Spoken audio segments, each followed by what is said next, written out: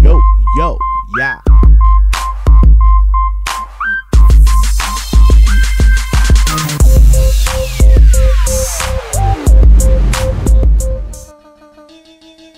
Wyclef Jean, BKS1 Radio. Let's go. This is Essence Atkins, and this is BKS1 Radio. Hi, this is Melba Moore, and you're listening to BKS1 Radio. Yo, check it out. What's the deal? This the chef. Giving a big shout out to my peoples. Big KS, you already know what it is. Salute. What's up? It's your girl Monifa, and I'm hanging with BKS1 Radio. Hi, I'm Ian Van Zan, and you're listening to BKS1 Radio. BKS Radio, baby. Hey, this is Jasmine Guy for BKS1 Radio. What's going on? This is Lamont Rooker, and this is BKS1 Radio. Shout out to BKS1, the best kept damn secret in the business. Hey, what's up? This is Raven Goodwin from BET's Being Mary Jane, and shout out to BKS1. Hi, this is Leon. You're watching BKS1 Radio. BKS1. God bless y'all.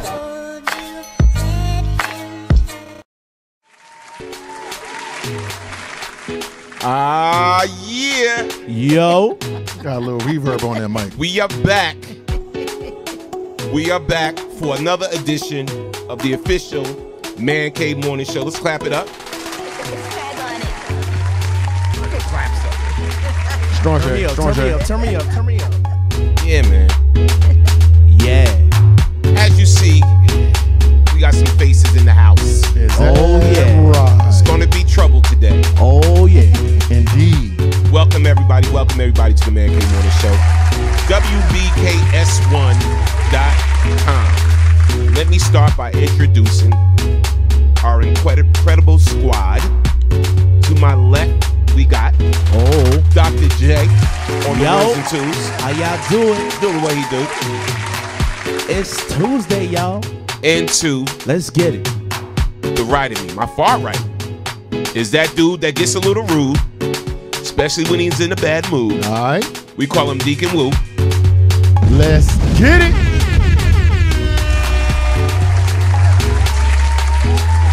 He's sitting right next to me. Uh-oh. Yes. Is the wonderful, the beautiful, The flamethrower. the effervescent, The flamethrower. the flamethrower, The flamethrower. Jackie D. Yo, Jackie, what up, though? Bang, bang, bang, bang, bang. In the building. In the building. I can't. Yes, and I am Yes, you humbly the dude that scrapes the gum from underneath the seats, cleans the toilet bowls, vacuums the floors. I'm Storm Norm the General. Yo, Norm in the building. What up, though? Good morning. Well, good afternoon, people. Chief bottle washer on deck. This is the Man Cave Brunch Show. Yes. The brunch edition. Yes. Coming live at you from BKS1 Radio. It's about to go down. Welcome, Greg Harmon. Shout out to Chanel Red on the check-in. Vereen, how you doing, sweetie? Portia on the check-in. Lucretia, Lioness Roars, Patricia Shell Givens, Michael Freeman, Shakur Jamil, all the lovely Facebook friends and people. Portia, Kurt. What's up, Kurt? Reg Hollywood. Reggie, what's good? what up? Yes. Tweet. E-Hero. Sandy B. What's up, baby? Deborah Holland on the check-in. Deborah, how you doing? Yes. Joanne Esau on the check-in. All right, so now check this out. This is what I'm gonna need y'all to do. Shout out to everybody that's watching us live right now on the other platforms. YouTube, we are live on YouTube. We are live on Twitter right now. We are live on Periscope right now. We are live on Ustream right now. We are live on the mother site, WBKS1.com. And we are live on TuneIn. So if you downloaded that TuneIn app, you can listen to us. You can listen to BKS1 Radio, Man Cave Morning Show, anywhere in the world, people. Oh, yeah. No excuse. But what I'm going to need you to do right now, if you are on FB, share it out, because we got some things to say today. All right? Yo, we so about you to already know rock, what it y'all. is. So one of the things we're going to talk about, one of the questions is, and I'm glad we have a divorcee or two in the building. Oh, yeah. Here you go. Who that be? Topic of the day. Who that there? Why haven't you filed for divorce yet? You've been separated for 5 years, and we've been seeing each other for 3. I'm sorry. That's just funny to me. What's the problem? I'm sorry. Yo, Go ahead. That sounds super awkward. What is the problem? Why haven't you filed for a divorce yet? You've been separated for 5 years, and you've been seeing each other for 3. What's the deal? Yo, is you I'm really ever going to get that ready divorce? for y'all? Because y'all about to go in on this one. Yes. Shout out to my man Wonder on the check-in. Jamelia, good morning. Welcome, Portia. Yes. So now, let's get into this, man. And first and foremost, hope everybody out there listening, you're doing well. Everything's good today. But we're going to talk about it today. Okay. So this may cause some problems to some people that's actually dealing with this. And I know some people personally that has dealt with this. Wow. So I've been through that. Who wants to take this question first? Not I, said the cat. I'll start.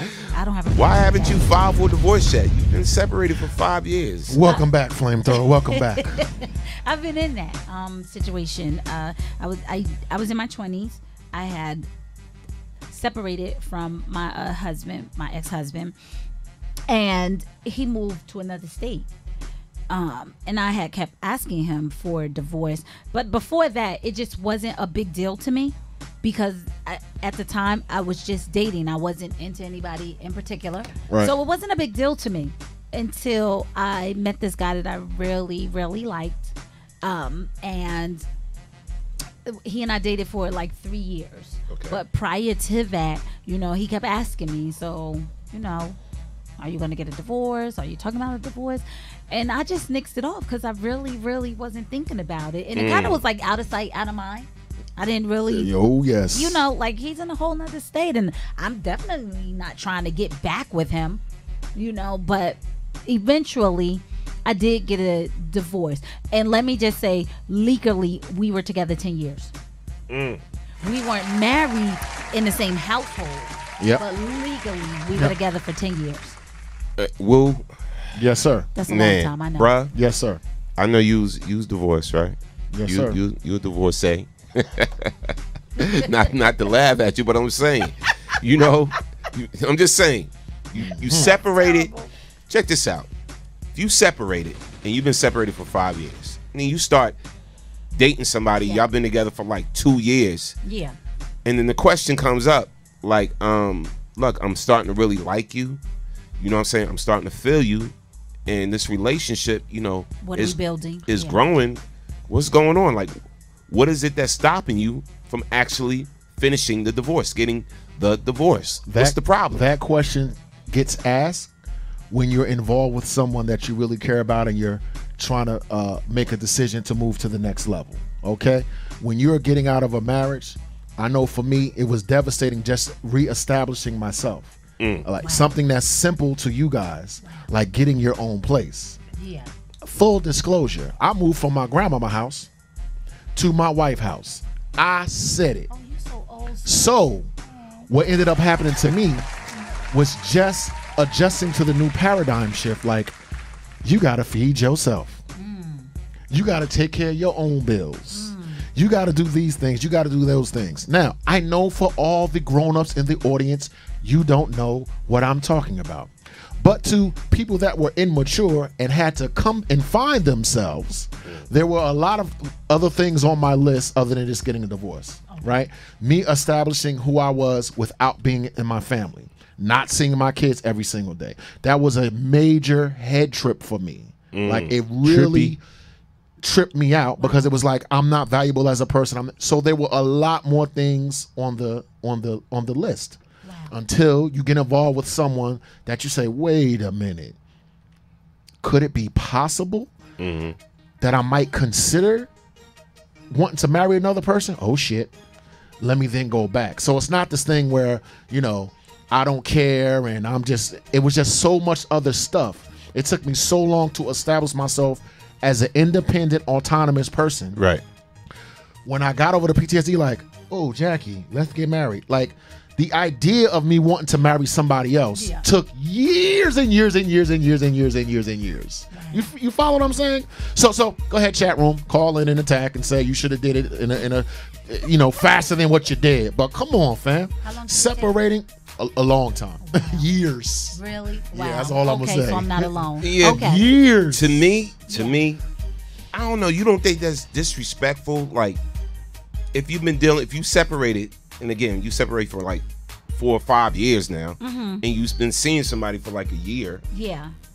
You don't think that's like borderline like disrespectful? Like, if you're gonna end it, end it. You know what I'm saying? Like, I can't open a door until I close one.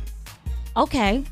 Well, in my mind, the door was closed the minute we split up. Right. Ooh.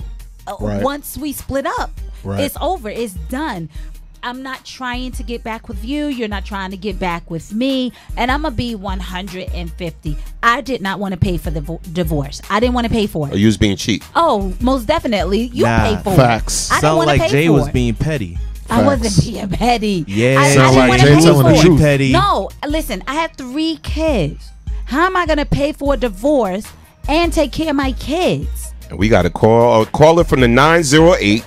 Wow. State your name where you calling from. You on the Man Cave Morning Show. Hey, Let's get it. What's up, man? This the dude. What's good? What's up, the dude? What's going on, fam? My man. I'm good. How's everybody? Y'all are talking about a topic that I had to weigh in on. All right.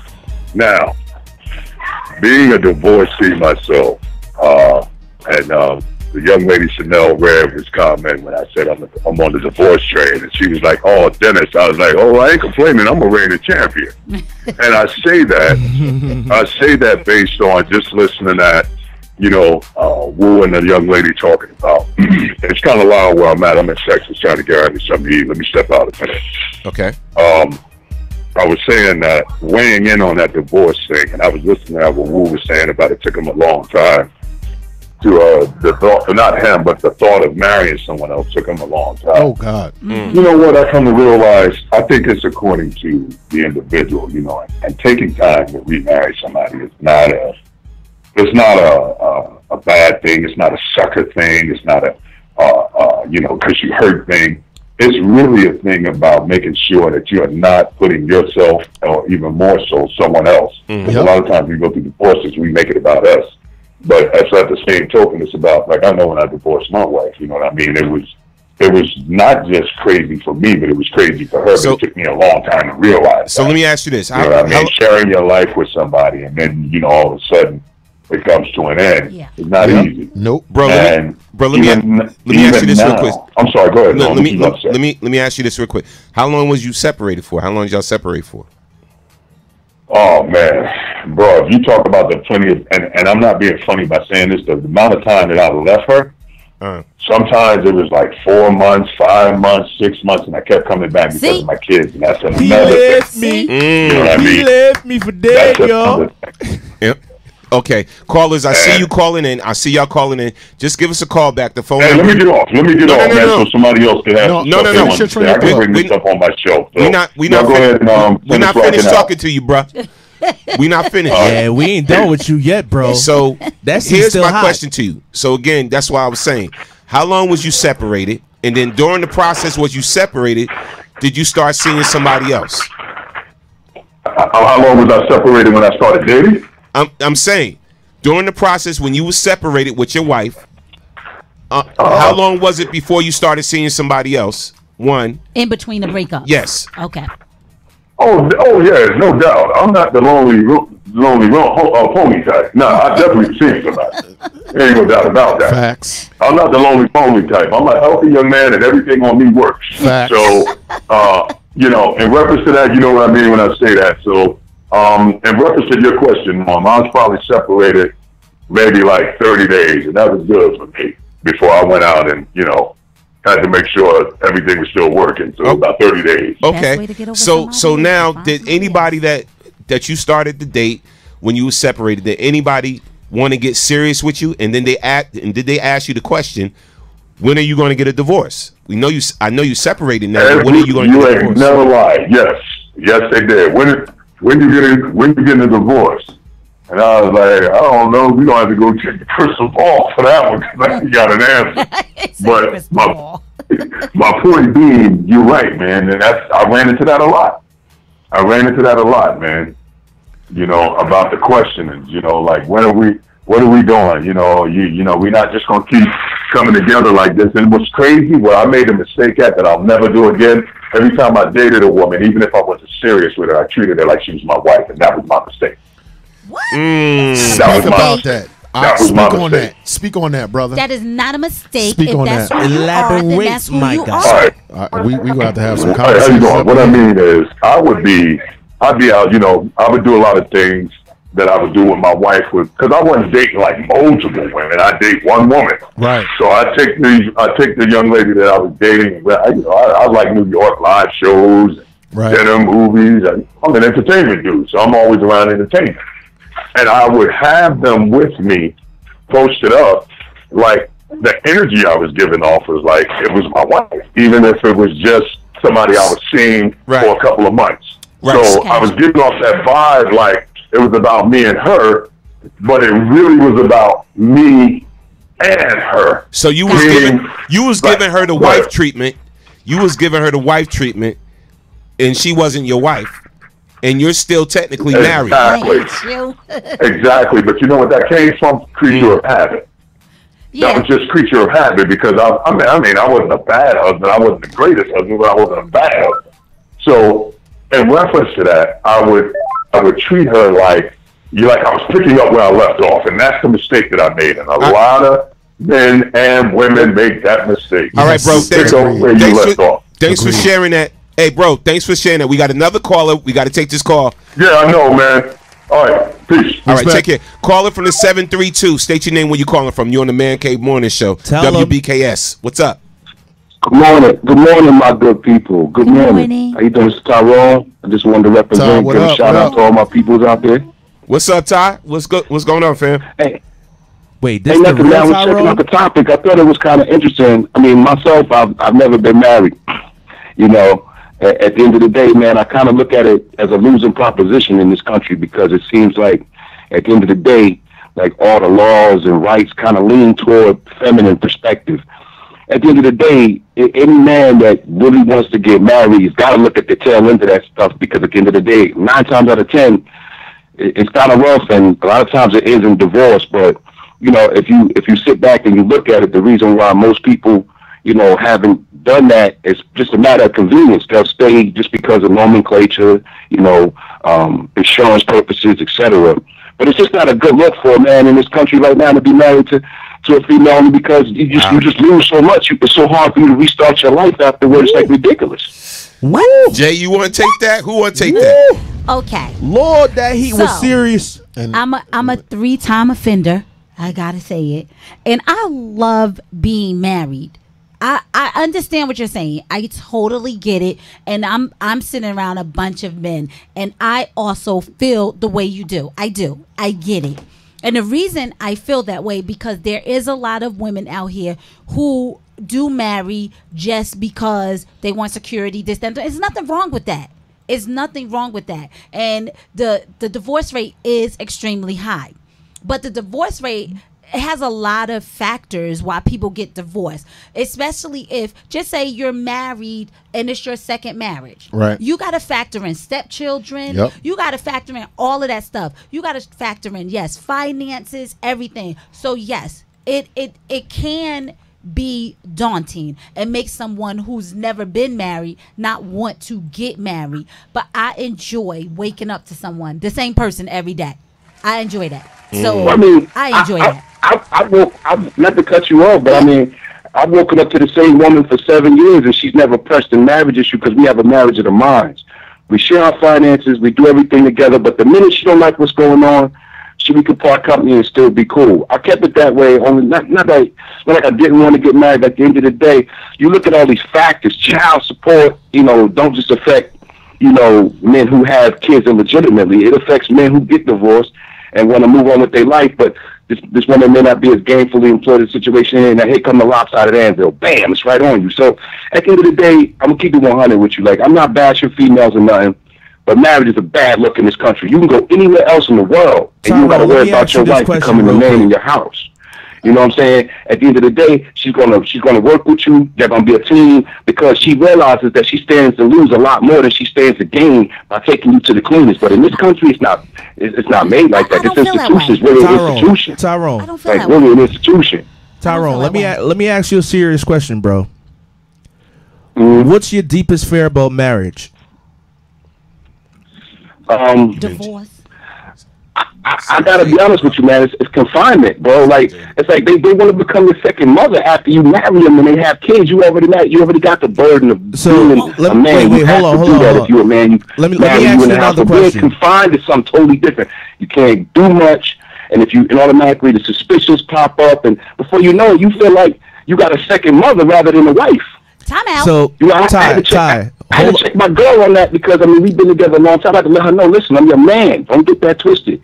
I'm not your boyfriend and I'm not your son. Especially our women, they're so strong. They have a tendency to put their foot on your neck and never let up. Hold on. You know, they never let up. Hold on. Breathing room or something like that. You know what I'm saying? Now you stuck with them, you married to them, and now when you want to leave them, they just chop your head off because they have no love for you at that point. Bro, all right, hold on 1 second.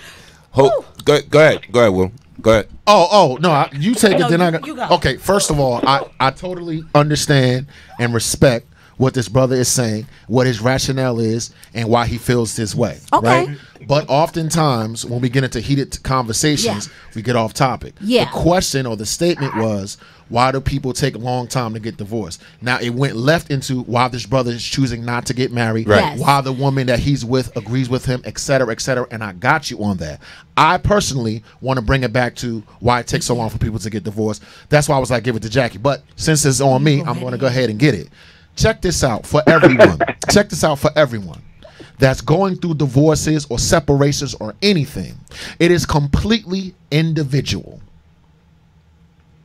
No one on this panel can say you took too long, you took too this, you took too that. As a person that lost a relationship because of this very issue, it's very personal to me. Yeah. I'm just going to keep it 100. Yeah. I am so glad that people have the strength to be cut and dry. Like, listen, we got to get a divorce now. We got to do this. We got to do that because it's not fair to the other person. And I'm not, when I'm making the sound effects, I'm not coming for nobody. I get you. You understand what I'm saying? Right. I'm talking about it's an individual thing. Now, for me, marriage in my dumb mind was for forever. Forever, ever. Right. I had this picture in my head. That's in all of our heads. Yes. I had this expectation. I was raised in a certain way, and that shit blew up like hot lava on my ball sack, son. It was very, very painful. That's right. Definitely. Now after I had to separate and reestablish myself, all I could be was transparent. So did your experience, Wu, make you jaded in Ty? Go ahead. Same question for you, bro. But hold on, because Ty spoke a lot. Wu, did your experience make you become jaded? One. And would you get married again, bro? Okay. Number one, I need you to define jaded. If you're telling me that the expense, okay, this word that I get hit with a lot.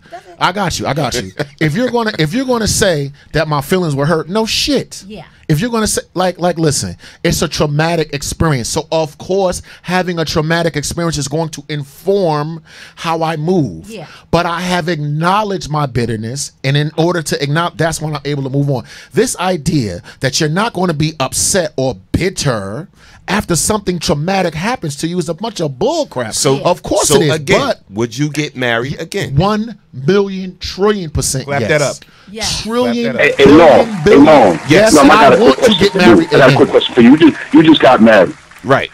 It's a beautiful thing, you know what I'm saying, to see my brother got married. It's a shout out and clap up on that. But the question is, didn't you have a spiritual connection way before you decided to just take off and make a family and get all these bills and responsibility? Yours was like a planned event, right? You thought about this one, right? Yeah, it was planned, but look, bills and responsibility is just life. Yeah. So anybody using that as an excuse to oh, I'm not ready yet.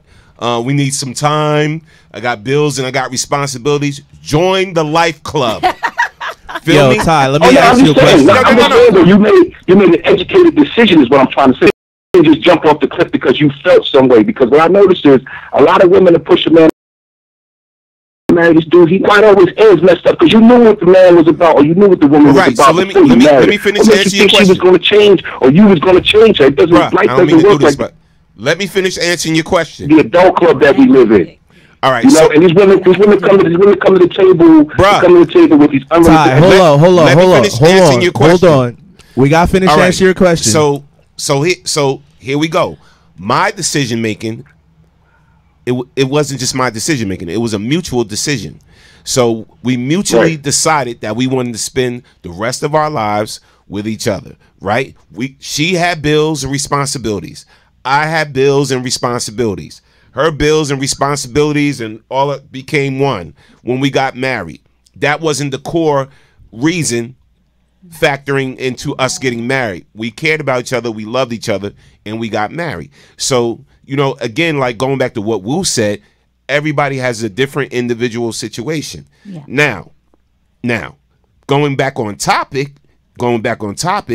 I was separated before. This is before, yes. You know what I'm saying? I was separated before, and then I would get into a relationship, start dating somebody or whatever, and that question will always pop up. Well, all right, Norm, you were separated now for like a year, 2 years now. We seen each other. I'm feeling you, you know. I'm looking at the future thing. Why don't you just go ahead and get that divorce? Yeah. Now, when I think about why I didn't, y'all want real talk? Because I'm transparent. Yeah, of because course. I was still, I was still holding on to something that I was not ready to let go. And I respect you on that. Feel me? And this is what I want people to be honest with and be transparent about. You know what I'm saying? A lot of people say this, the money. No, to me, if you were separated for 5 years and you get into a relationship with somebody and you've been together for 2 years. And you having feelings for this person, the person having feelings with you, divorce is not that expensive anymore. $3.99. So my whole thing is, if you haven't stepped into that courtroom and with your lawyer and filled out those papers to get divorced, you're still holding on to something, and there's reasons why you're holding on to it. Yeah. So it could be fear. It could be fear. What's going to happen once you do it? People like to get in their familiarity and their comfort zone, but I'm just saying. You can't really talk about why a person hasn't gotten divorced until you know the reasons behind the fact that they didn't get divorced. It could be, like I said, insurance purposes. A lot of people will stay married for nomenclature's sake. That's what I said initially when I was talking. It's like people will stay together for all types of real life reasons that are beneficial to the children that they may have. It may be a situation where the kids are too young for them to get divorced. They wouldn't understand, or it might be a whole slew of barrage of situations. But all I can say is most people that go with this, the reason why the divorce rate is so high is because most people don't really give it a really good thorough going over educated thought process before they say, I'm going to spend the rest of my life. I agree with you, bro. Look, I agree with you 200%, bro. And thanks for sharing that. We got to move on. We dropping some calls, but tune in because we about to go in on a whole nother subject, and I know you're gonna want to hear this. All right. Always a pleasure, and I appreciate your time. Thank you. No doubt. Have a good day. I just have one thing to say about that. That is, people are so twisted as to why people get divorced. It's a lot of factors, and as you stated, yes, it is individual, but it's also because there's always someone, whether it's male or female, slipping into your DM. And you can tell them, and when I say DM, I mean DM of life as well. You can tell them that you're in a situation, in a marriage, in a relationship, and people just don't respect that. And someone is always trying to think how they can get something better instead of staying with the person that they have and trying to figure that stuff out and work that stuff out. Okay. Now, if it just can't be worked out, it can't be worked out. But I say give it a try. For me, when I got separated, I wanted a divorce. I didn't have the money at the time to get the divorce. He didn't want the divorce, but he had moved to another state. How you move to another state and don't want to get divorced? Get a divorce. No doubt. We got a lot of comments. Yes. We got mad comments. Jay, you want to take some of these comments? Wherever you want to start? So I'm going to start off with, let's see. Start at the top. I get them from the bottom. Okay, you got it. And when you're done with the comments, I'm going to So Dennis Atkins says, I'm going to be in and out. He'll call back. Okay. And then, let's see. Somebody just popped up something. Hold on. I'm sorry. All right. While you search that, I got Portia Renee. She says, my ex-husband and I were married, but separated, living in the same home for a few years. I don't believe in divorce. He met someone else at the same time, and wanted to move on instead of working it out. I said then go ahead and file for divorce if that's what you so please. He then did, and that's what that was. Okay. I completely understand that. He have remained closed and co-parent our children and now granddaughter. Respect. Okay. Shout out to that. Okay. Respect. So Vereen Brown. Respect 100% with She that. said my divorce was painful and a ugly custody battle. 25 years break barrier of marriage. She said it's a lifetime process. She said she's 58. Marriage is what you make it. Absolutely. Right. Absolutely. Yeah, no doubt. No doubt. Absolutely. Right. All right. We also got Danielle Spencer. She says it's accepting that takes over for real. No, I'm sorry. It's accepting that it's over for real that takes a while. Yes. There's always a chance for reconciliation at times. Okay, I understand that. Hey, Danielle, listen, let me say this to that. Okay. When you're in a marriage relationship, like the brother said, he's been in something for 7 years. I'm not that type of chick. I'm not. 2-3 years, you better be telling me something. Because we're too old to be playing house. I'm sorry.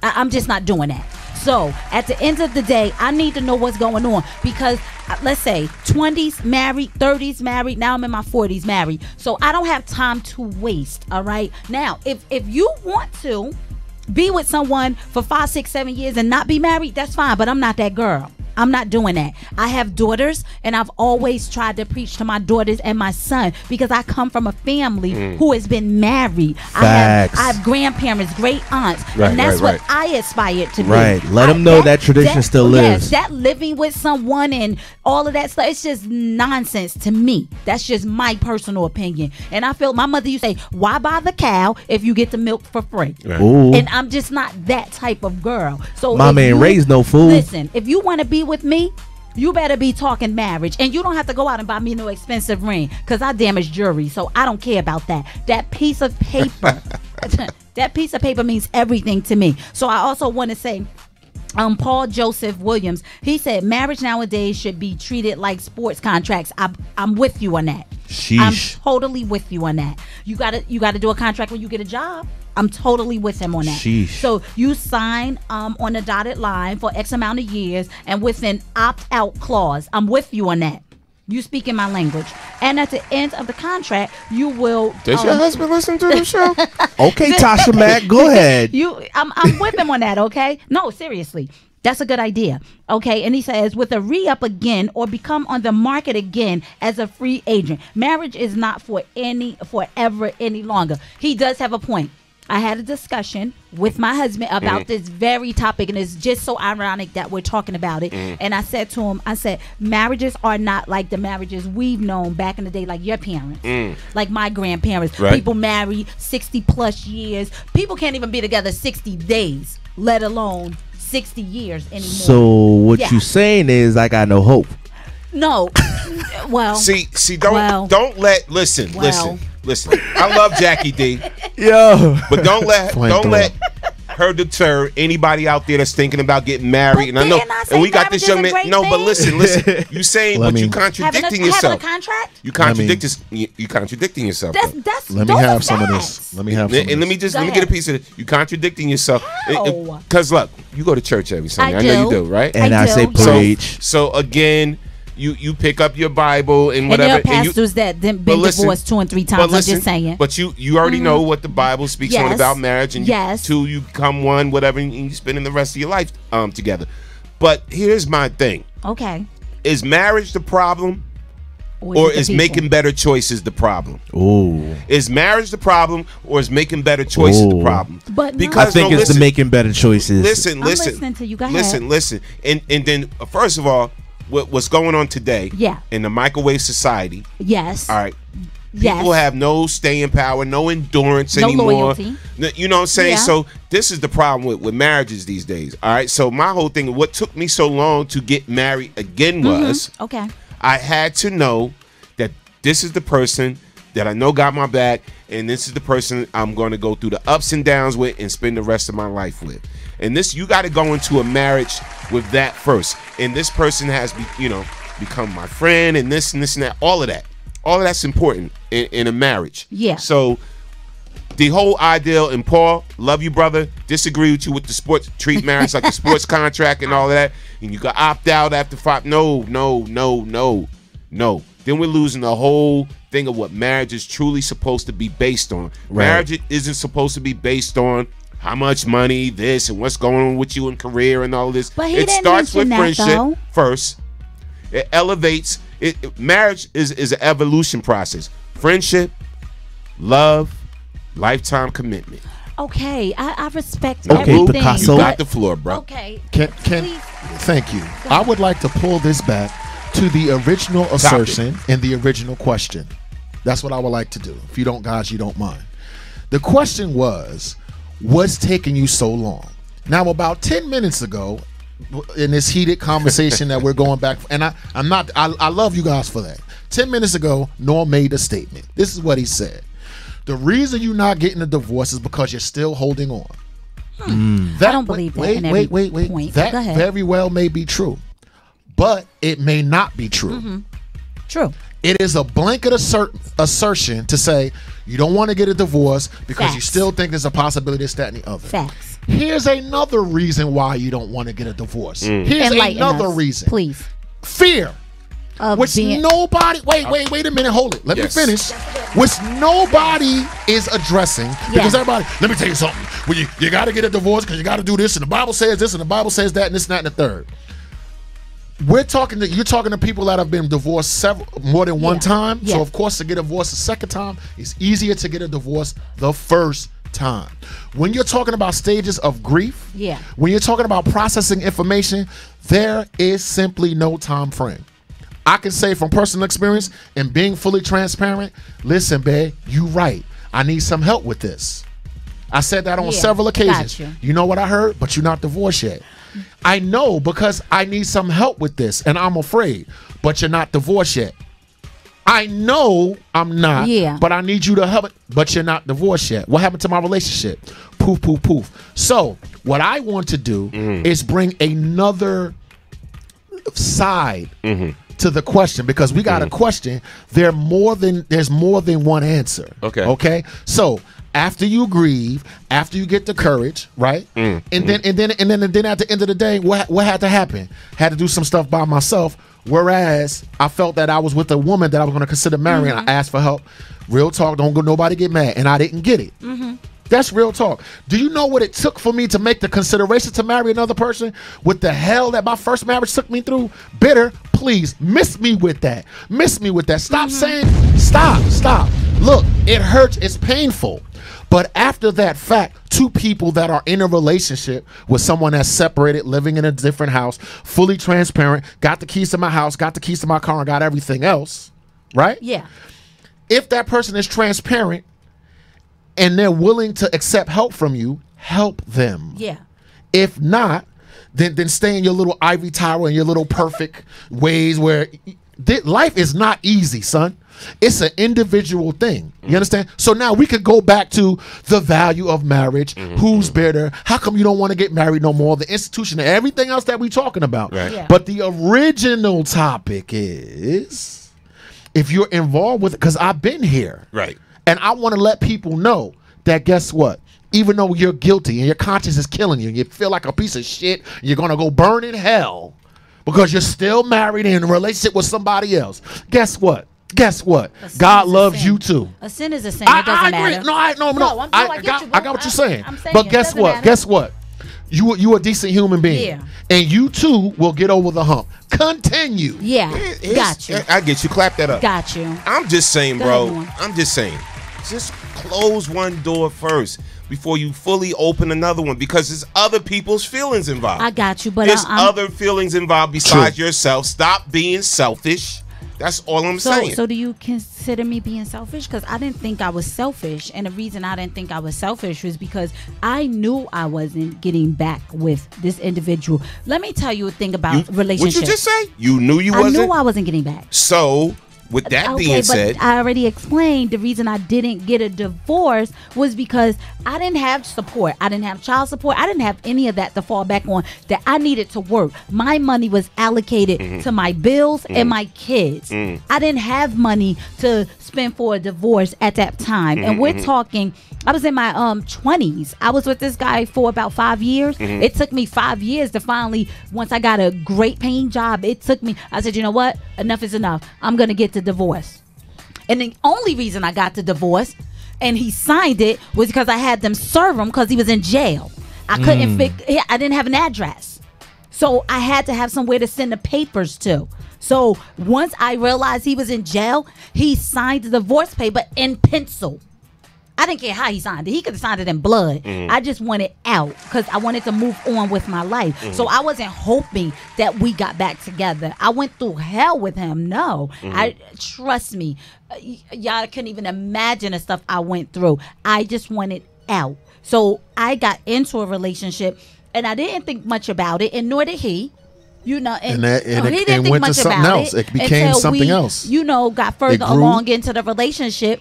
And he kept asking me, but at the time he was asking me, I didn't think he was really serious. And you know, no, I didn't think he was serious. Okay. And the reason I didn't think he was serious because Maybe he was serious and you weren't. I don't know. No. The reason I knew he wasn't serious was because he was seeing someone on a DL. And someone happened to tell me. So he wasn't serious. He just, I guess, just kept asking me to ask me. And I was okay with that. But eventually, when I found someone, you know, I understand what you're saying, that you should be out of a relationship before you get into another one. But we as people don't do that. We don't do that. We don't give ourselves that time that we should. We're supposed to, but we don't. We should, because you need to. When you're in a relationship, it takes a lot out of you, especially when you get out of it. You know, you have to have time. It's just like a death. You have to grieve it. Yep. And a lot of times we don't do that. Nope. So let me, okay. Yeah. So let me put everybody in this frame of mind. Let me ask this question. All right. Hypothetical question. All right. And I want a yes or no. I'm curious to see how many yeses, how many no's. All right. So you meet this person. Yeah. They've been separated again for like 5 years. You meet them, you start to feel them. Y'all been dealing with each other for like 2 going on 3 years now. You know, you're making plans, you're doing all this or whatever. All right. Still didn't file a divorce, didn't finalize the divorce or whatever. All right. So now you talking to them about it and they're like, yeah, I'm gonna do that. I'm gonna get around to that or whatever. Now, would that situation make you be like, I'm leaving? Would you stay in the situation knowing that years are going by, still not getting a divorce? Okay. Or would you leave? I'm gonna tell you. Would you leave the situation? Facts. I was in a relationship with someone. I had got my divorce, my second marriage. I got my divorce, and I was in a relationship with someone, and he told me he was divorced. So, I say, I need to see your divorce papers. I requested to see them. You're divorced. I showed you mine. I'm gonna show you. I want you to show me yours. He told me, oh, they're in my house somewhere. Okay, find them. I want you to find them by the end of the week. I need to see them. So the fact that he still didn't get a divorce. Let me tell you what happened. What happened? He wasn't divorced. Let me tell you what he told me. He said, in my mind, I'm divorced. Negro, what? That don't work for me. We were together. No lie. We were together. That sounds crazy. Yeah, exactly. We were together. Life is crazy, young squire. Listen, Life we were is together crazy. 37 months, right? Life is crazy, bro. So at that particular point in time, I said to myself, this is not going anywhere. Know why he told me he didn't get a divorce? Why? Because it was going to cost him more. He didn't want to lose his pension. He didn't want to lose his pension because he was going to have to give her half. Know what I told him? Give her half. She gave you kids. She should get half. So was she that a deal breaker for you? 20 plus years with you. So was that a deal breaker for you? Most definitely. I was out. September. Gone. Woo, same scenario. Ask the question again. Okay, so the question for you is, you meet this girl. She's been separated 5 years. Right. All right, you start to feel her, whatever. Y'all been together for around 2. Right. Y'all getting serious or whatever. And she's still hemming and hawing about finalizing her divorce. Yes. Would you leave or would you stay? Before I left, I would offer to assist her with the divorce. Now, after my assistance was rejected, because when I offer help and assistance, because not everybody is where they're supposed to be. If I made a good faith effort to say, listen, let me help you. I seen you have a difficult time, because I had a difficult time doing the same thing. Now what I'm going to do is I'm going to observe, and then her intentions are going to show. Yeah. So if her intentions are bad, I'm out. And if they're good, good intentions, then I'm going to accomplish my goal, which is she going to get a divorce. So I'm not tiptoeing around the subject at all. When someone is lying to you, when they're not transparent, when they're disingenuous, get the hell out of Dodge. Now, on the other hand, when somebody, there's another hand. Of course, there's 7 hands here. When you got a person that's really into you, but that can't get over the hump, okay, that legitimately needs your help, and you can tell, that's for you to decide or not. Okay, guess what? You either going to extend the hand to help them or not. What you're not going to do is beat them up and tell them they're a bad person. If you can't deal with the situation, please bounce, because the person that's living the experience lives with guilt every single day. What you're going to do is ask them to help. Now, if they are disingenuous, then fine. Let me tell you something. Some people are stronger than others. Everybody got a skill set. Everybody got things they are good at and they're bad at. And for everyone that's in the sound of my voice, you get with you and your God and you make decisions. And you can definitely listen to everyone on the panel. Yeah. Right? You could definitely have somebody send you to hell and call you a bad person and tell you this is in the Bible. You got an obligation to get with you and God to make decisions. That's it. Don't let nobody push you off your square, force you into anything, make you feel guilty or make you feel bad. You go between you and your God and make some decisions. Everybody else can definitely kick rocks. What? Listen. All right, hold on. He got Dr. J. I was gonna read some comments. Same question, and then we're gonna read some comments. We're gonna read your comments. Same scenario for you, bro. Can you reiterate the question one more time? You meet this beautiful girl. She's been separated for about 5 years. She was married, separated for about 5 years. Y'all hooked up. Y'all been together for around 2 years. You really feeling her, but you want her all to yourself. And she's hemming and hawing about signing these divorce papers. You staying or you leaving? So one, we're going to have a discussion about it, because I need to understand what's her disposition as to why she's so hesitant about, following through. And then I'll be the one to, finalize what I want to rock with her or not. And probably it's going to be a not, because I don't think there's any excuse or reason that she could provide me under the sun as to why, she should be able to stay in a marriage. But in my mind, I'm divorced. That just sounds crazy to me. I know, but maybe I'm just an amateur at this topic. Who knows? No, you're you living your life and living your experience. That's what you are. No doubt. Right. Period. Facts. So, I'm gonna read some of these comments. And we're gonna read some. All right. And we're gonna read some topics. Some comments. Audrey Thomas said, people talk about marriage in the past that lasted longer. I know a lot of women that have been married for years who have resentment for years. One woman, I'm sorry, my thing keeps moving, so every time it moves, it throws me off. All right. One woman, her husband abused her from time to time that they got married. She said she went back to her parents, and her mother told her to go back to her husband because he was the man and uncharged if her. I don't understand that. Because she was the man. Go back to him because he's the man. Okay. So I'm going to say this. Then someone put a comment in there and basically said that when she said one marriage is enough, why have multiples? I'm paraphrasing. People go through certain things in their lives.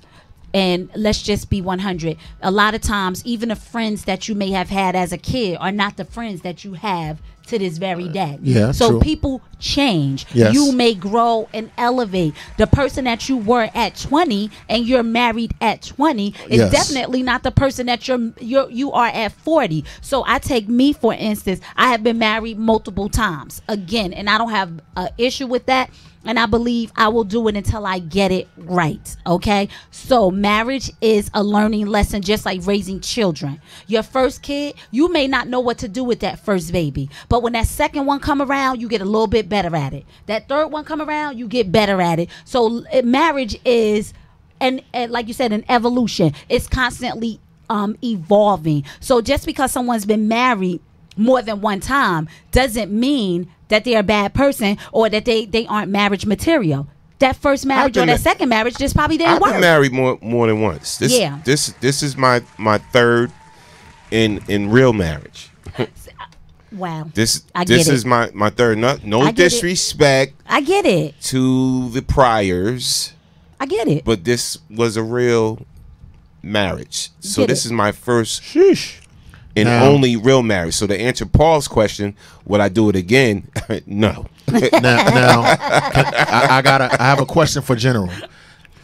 As an individual that had been married 2 times prior, certainly the woman that would become your wife had a set of characteristics and a set of attributes that made you turn your head and consider. You yourself just said that this is my first real marriage. Okay, you just and I'm not judging you on everything. Okay, now had you not met that person, you very well may not have been married at all. You could have been in a clique where I don't want to get married anymore. Right. Look. You kind of could have got married a third time, divorced a third time, and then got to your own real marriage. Yes. Right or wrong. Here's what I'm saying to everyone within the sound of my voice. Not your religion, not your family, not nobody on this panel, not God or the devil. Let me tell you something, Duke. All of us are responsible for our own lives. You can listen to another person's experience. You can receive counsel, but don't you ever let a person make you feel guilty, make you feel like you are less than, and condemn you to hell. You get with God and yourself and you make some decisions. There are people that have been married here multiple times. Great. There are people that have stayed in marriages for 50 years and they were toxic and should have left. So guess what? We can go back and forth all day with this. But if it's loving, you got a right to leave a situation that's unhealthy and toxic. Yes. Right? Yes. Right? You got a right to do that. Yes. Muhammad and Jesus and Buddha will support you. You dig what I'm saying? Right. Rather than staying in a marriage that's crap and being abusive towards other people for 50 years. Yes. That's wrong too. Yes. Yeah. Yes. Yes. So Yes. I got a question. Go ahead. I got a question. Go ahead. So is it immature for me to say to myself that I only want to try marriage once, and if it doesn't No. work, I'll be single forever? No, No. at least you tried it. Oh, okay. No, All right. sir. And Just had to make believe sure. in love and marriage. Let me I had to ask the School of Hard Knocks real quick. You it's a asked hard knock jokers you here. asked a great question. You asked a great question. But let me say this. Let me clarify this. Like I said, I've been married 3 times. 1 real marriage. Once. And by me saying Twice. that, again, you know me, Yeah. I'm gonna be transparent on the Man Cave Morning 3 Show. times First a marriage, million. Julian, shut up. 20 years old. 20 up. years old. All right. And it's because she was pregnant with my son. Okay. So You did the noble I was thing. trying to do the right thing. Okay. That sound right to me And at the time. And my mama Yeah. said, I was living with my mama, and my mama said, you ain't bringing no woman up in this house unless y'all married. 'Cause Amen. She needed a place to stay. That sound because her right to family me at the time. Kind of Shunned shunned her her. because she was Yes. Jehovah Witness. Right. I'm putting it out there. That's right. Wow. Real no. talk. Yes. Real talk. Oh, no, they Yes. will get you. Yes. Religion Yeah. will No, cut your head off. no. But no, they're all great people, whatever No, like no, that. no, That's but just, no, no, that no, was no, just no, their we beliefs not- no, at we the get time. it. We No, get we it. get Don't it. At the defend time. it. Don't We go get ahead. it. We All get right? it. No disrespect. Yeah, No, no we get it. disrespect. Second time, straight up infatuation. Right. Okay. This was the one that everybody wanted in school. Fine, got and they it. made wine. The red bone, the light skin, blah, blah, The blah, hair, blah, blah. Exactly. The body, right. And you got it. Was what it was. This ain't And I no got it and I put it on. I honeymoon. was like, up. Dun, dun, dun, You know what I'm saying? Got it. I got her. We're going to make this work. Okay. Type Respect. situation. Thick And she love. asked me Yeah. to marry her.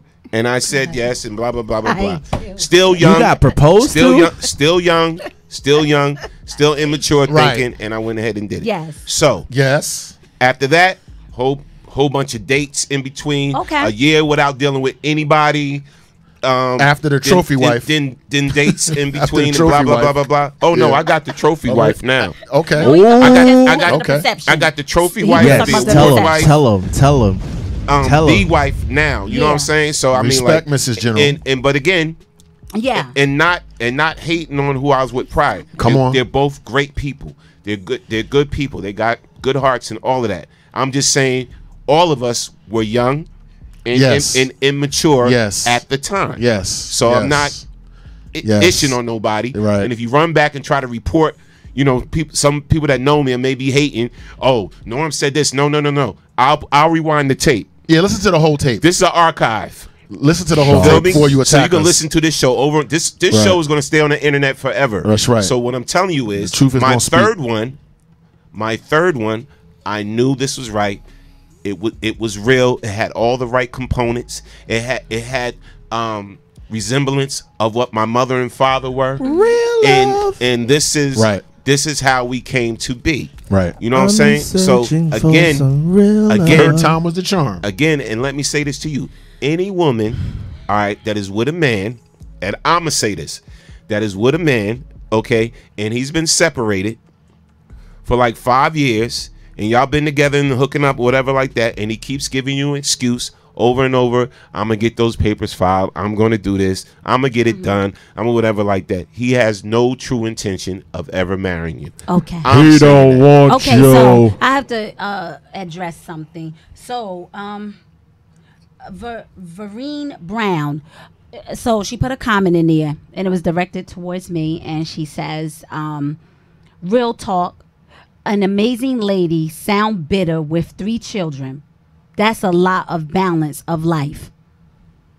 Elaborate. I'm confused. Oh. I don't know. Am I bitter? Hold on. Can I just say this? Can I just say this? Yes. I literally said to you when you walked in the door, I literally said this to you. You get called bitter today because I'm tired of getting called. Right? like, yeah. So. I'm tired and I'm sick and I'm tired and I'm tired and I'm sick and I'm tired. What I will say is this. You need to examine yourself to see whether you're bitter or not.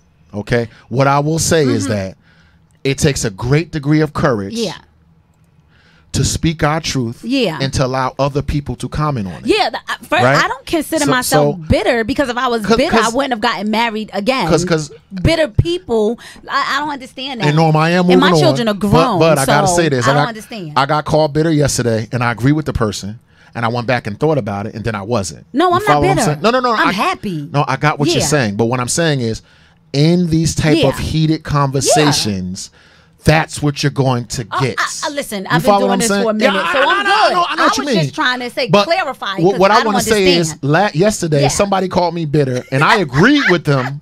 And I had to go back and think and go, no. That's my only point. I know you in the game a long time. I know you don't care about what people say in the chat room. But sometimes I had to literally go back and say, am I bitter? Yeah. No, I'm not. Yeah, that's all I'm saying. Like, no, I That's all I'm just saying. want clarification. You out here telling your truth. Because I don't You're understand. going to like, get called that. I just want clarification. That way, I'm sure she's going to clarify. You know, I'm sure she's like, going to clarify. I don't understand. Let's read. And Norm don't give a damn who called him bitter. I bet you ain't Trust gonna me, call in Norm though. don't give a damn what you call him. I'm past that. Let me, he passed bruh, it. let me say this, and you know Norm don't we give talk a lot. damn. Yeah, we had a great Anybody conversation that this truly morning. know me. Yeah. All right. First of all, I don't do a lot of wrong to people. I try to do right by people. You know what I'm saying? I learned a lot from my mistakes in the past. So if you dealing with me at this point in my life now, you are dealing with the golden brother. All right. I couldn't say that 10 years ago, 15 years ago, whatever. Still growing, still maturing, the whole nine. You know what I'm saying? So with that being said, this is why I love this show, because everybody's being transparent about what they've been through. Thank you, Danielle Spencer. Let's read some comments from the chat. Danielle Spencer, thank you, Jackie and Caveman Panel, for allowing us to have a peek into your personal lives. Don't allow anyone to label you. Just continue doing you. Yeah. Bang, bang, bang. All right. Bang, bang, bang. I'll get to where Norm is. Yes. So it still hurt when you call me. I want someone to be bold enough to call in. Yeah. That has been married and is probably separated right now. Be bold enough to call into this show And tell us, why are you still separated, and not why didn't you go through with your divorce and you're with somebody? This is what I don't truly get.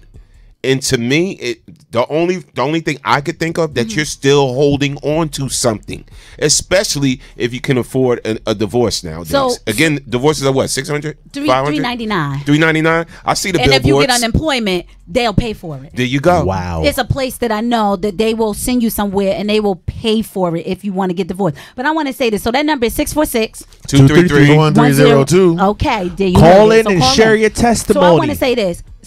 Because we're transparent here, and I don't mind putting my business out there because it is what it is. So just recently, I got married.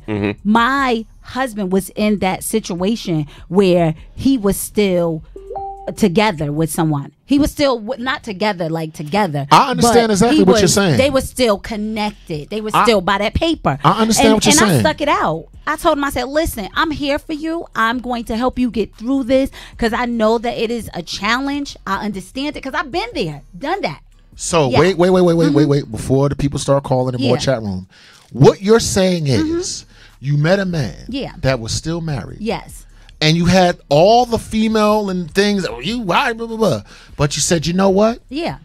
Since I've been there, I'm going to help you. Wait a minute now. Yeah. You helped him. Yeah. He got the divorce. And then you got married again. Yeah. What? Was he holding on to something? No. How was that possible? So the bottom line is this, he said he was just waiting for his daughter to graduate, and I can understand that.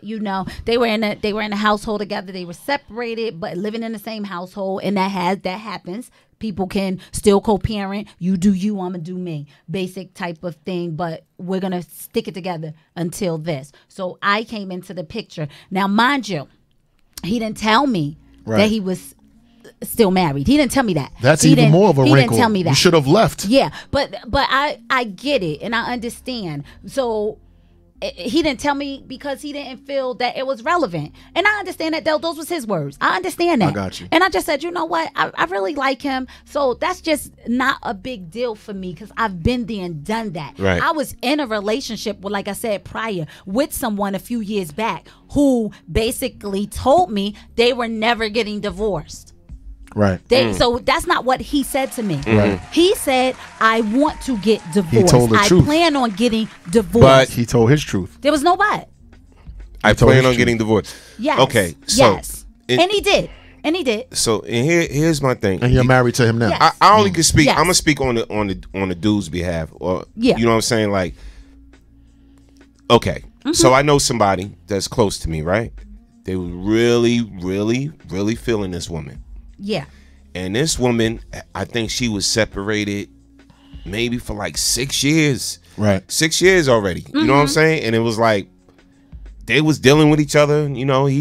This person, doing stuff for her kids and blah, blah, blah, blah, blah. Yeah. And really feeling, he looking towards the future. Right. And he's like, yo, it's been a minute. Like, why haven't you filed those papers yet? So the BS answer to me, yes, that she said to him, I just haven't got around to it. But that that may not be listen. Come on, man. No, listen. That's not fair. That's not fair to this brother. It may not be fair to him. That ain't fair, it man. may not be fair to him, but in all actuality, that's how she felt. She said she hasn't gotten around to it. I don't think that this person in her mind, I don't know her, but I don't think that she is thinking he's a simp. Is that the word y'all use? Right. I just think that she may have been very busy and that wasn't on her priority list. But So, maybe since he brought it to her attention, you trying to maybe tell she's me going to do something about it. You trying to tell me that us discussing how we're gonna probably end our, relationship in an adult fashion is not priority? No, I'm not saying that. What I'm saying is, if we've never discussed, See, I've been paying attention, y'all. Yeah, no, and I got you. I got you. Listen, I got you. If we got a call. Wait. Sorry. I got you. We got a caller. Caller from the 313. State your name when you're calling from. You're on the Man Cave Morning Show, which is the afternoon now. Welcome. afternoon, my Good guy. afternoon, K-Men. You guys are awesome. You got the topic of the show. You're awesome. How you This is doing, Irene. K-Woman? K-Woman. Well, thank you. The D. And who are we talking to? Viree Brown from Detroit. Detroit on the check-in. Now, Viree, On the Caveman Show. What do you think? Am I wrong for saying that that's not fair to the person? Look, if you're separated, okay, you've been separated for years, and then you start to meet someone and you date someone and they love you, they want to be with you, whatever, and you still giving them excuses about why you're not divorced. Like, is that right? Would you do that to somebody? That's not right. No. It's all about respect. Respect go a long way. Taylor. I was always taught respect is everything. So if you love someone, time consuming is okay, but it's a due time. Yes. Respect. Right. So I Respect. feel that it's all about respect. I mean, love is a beautiful thing, and we all want love. So my concept about marriage is positive. Marriage is everything. To be married to someone is a lifetime. It's awesome. The grandparents and parents and everybody took that ladder up the scale. Being married. So marriage is beautiful. That's the concept of a family. With Virene, see, we love you for calling in. We love you for calling in. Thanks for sharing that with us. Well, I just want to say thank Jackie. Let Jackie know I didn't mean the bitter part. The bitter part was a compliment because I like the way she exploring herself and telling her story, about everything. Okay. But she's awesome. Just let her know she's awesome. It's not in a negative way. It's like an intensive way that, the way she She's expresses about to herself. get book on you. What state were you born in, ma'am? What state were you born in? You were born in Detroit? What state were you born in? I'm from Mississippi. I'm from Jackson, Mississippi, but I was raised in Detroit. Yo, what up, though? From Mississippi. Well, we got Mississippi and Detroit on the check-in. And Virene, thanks for calling in. We got to take another call. I love you, baby. Okay, you're welcome. Bye-bye. Thanks for calling. All right. Caller from the 904. State your name when you're calling from. You're on the Man Cave Morning Show, Yes. which is now the afternoon. What's up? Turn up. Hey, good morning. Hey, how y'all doing? Great. How you My doing? name is Paul out of Jacksonville, Florida. Well, you've been to my house, and the only reason why I haven't got a divorce yet, and I know it's kind of a crazy excuse, I'm scared of half. You always hear the conversation was like, you got to give up half your stuff. Hey, my parents worked hard for this house. They left this house to me as a will, in their will, before I got married. I don't want to give up half. And then I understand it. That's what I was talking about. But at the end of the day, it is what you say, your individual preference, right? Mm-hmm. So for me, when the guy that I was talking to for those 37 months, he said to me that he was not getting a divorce. Respect, no problem. I'm out.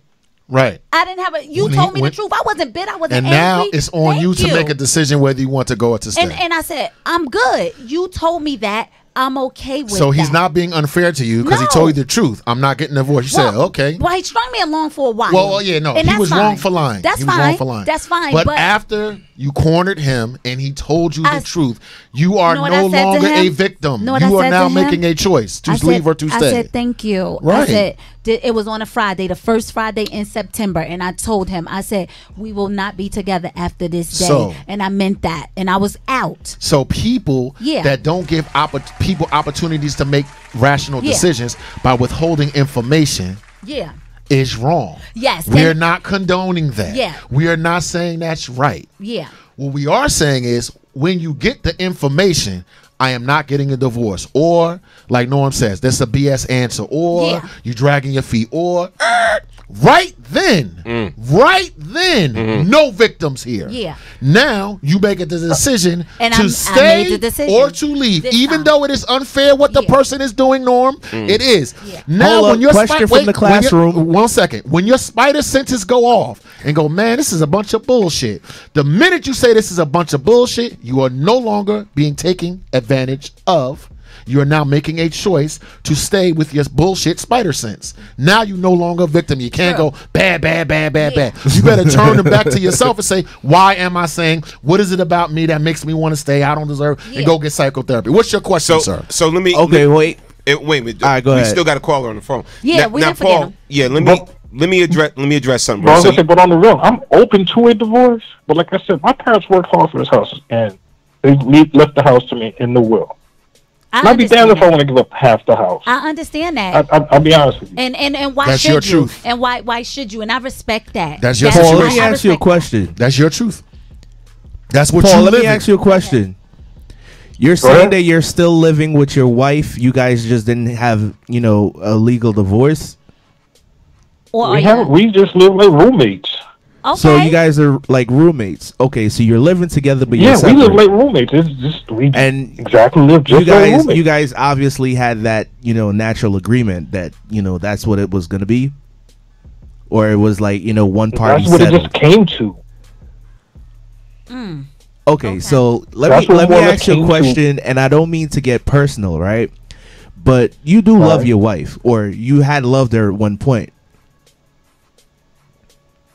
I still love her. You take it I'm too not- long to answer that. Wait. So you're saying you still love her, right? I love her because she's the parent of my 2 daughters, but I am not in love at all. Okay, It's a so difference of loving somebody and I'm just being trying in to love. I'm just trying to I'm not in understand. love. Hold up, I'm just trying to understand, right? General, you stupid. If you had once upon a time, right, you had love for this woman, where Right. you were in love with her and you fell, correct? Now, Right. you guys have kids. You're doing the co-parenting thing. You're now living together My as kids like are grown. roommates. Okay, so they grown, even better.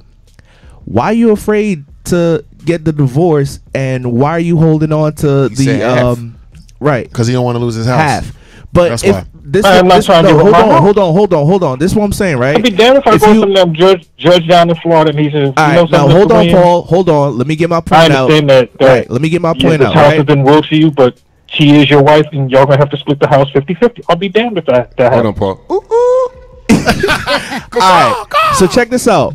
If you have love for this woman at one point, but you still have love for her, you're just not in love with her. Your kids are grown. You guys are living in a house together, but you're living like roommates.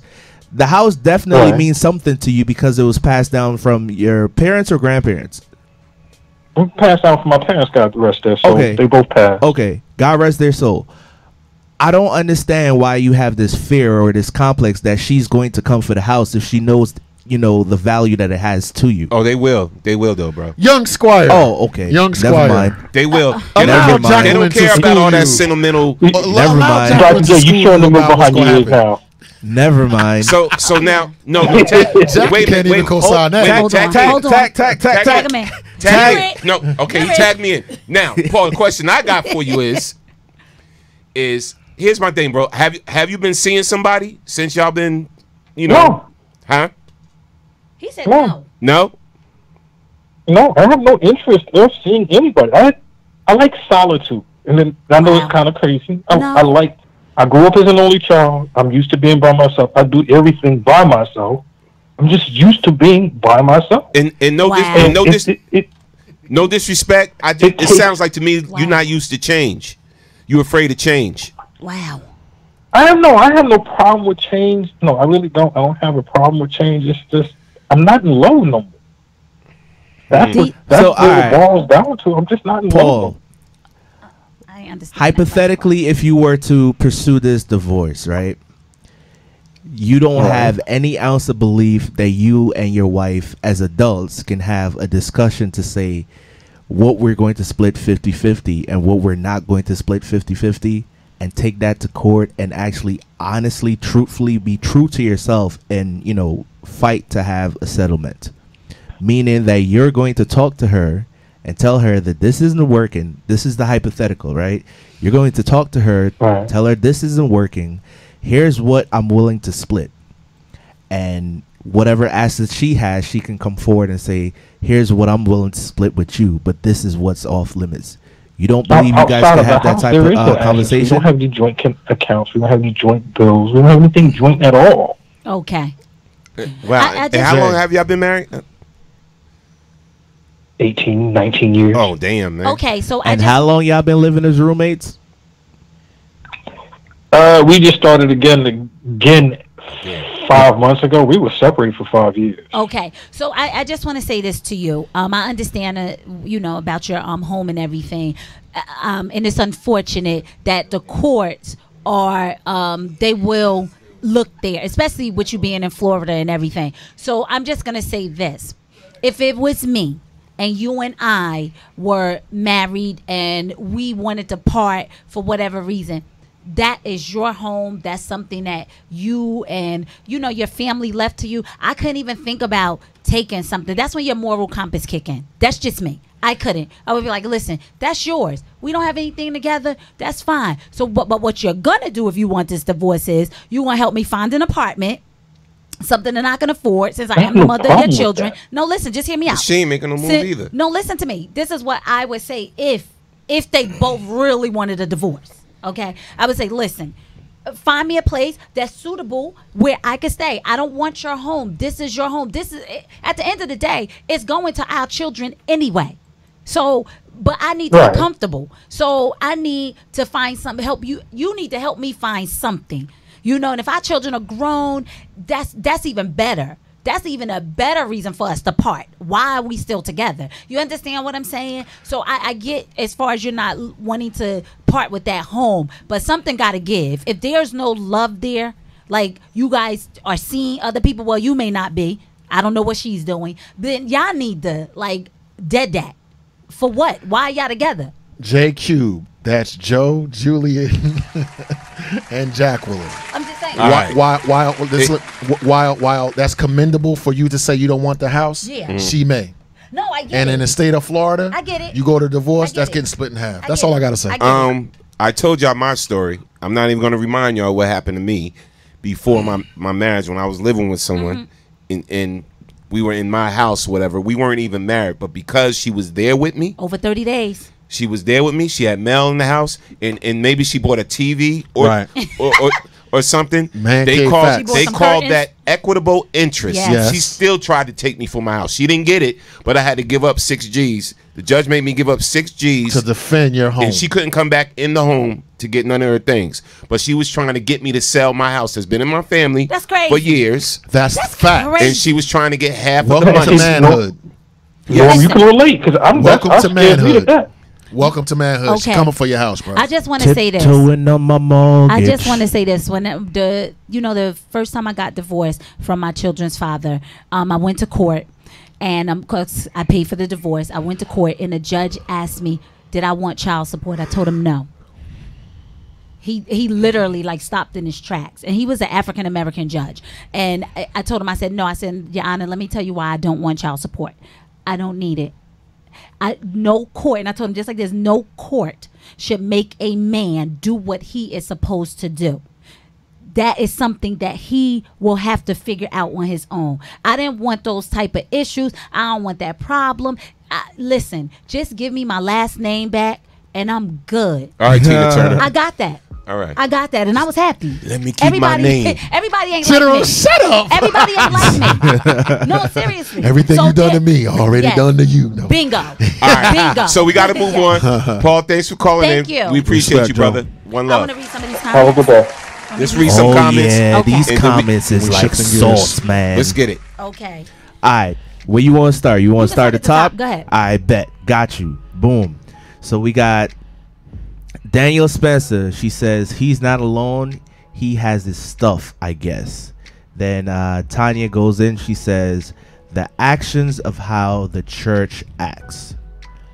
Okay, so maybe we didn't go far enough to get that one. Okay. But we got Ty Williams. Shout out to Ty. She says his wife can always agree, and it can be placed in the divorce decree that the house is off the table. The house is actually not a serious issue.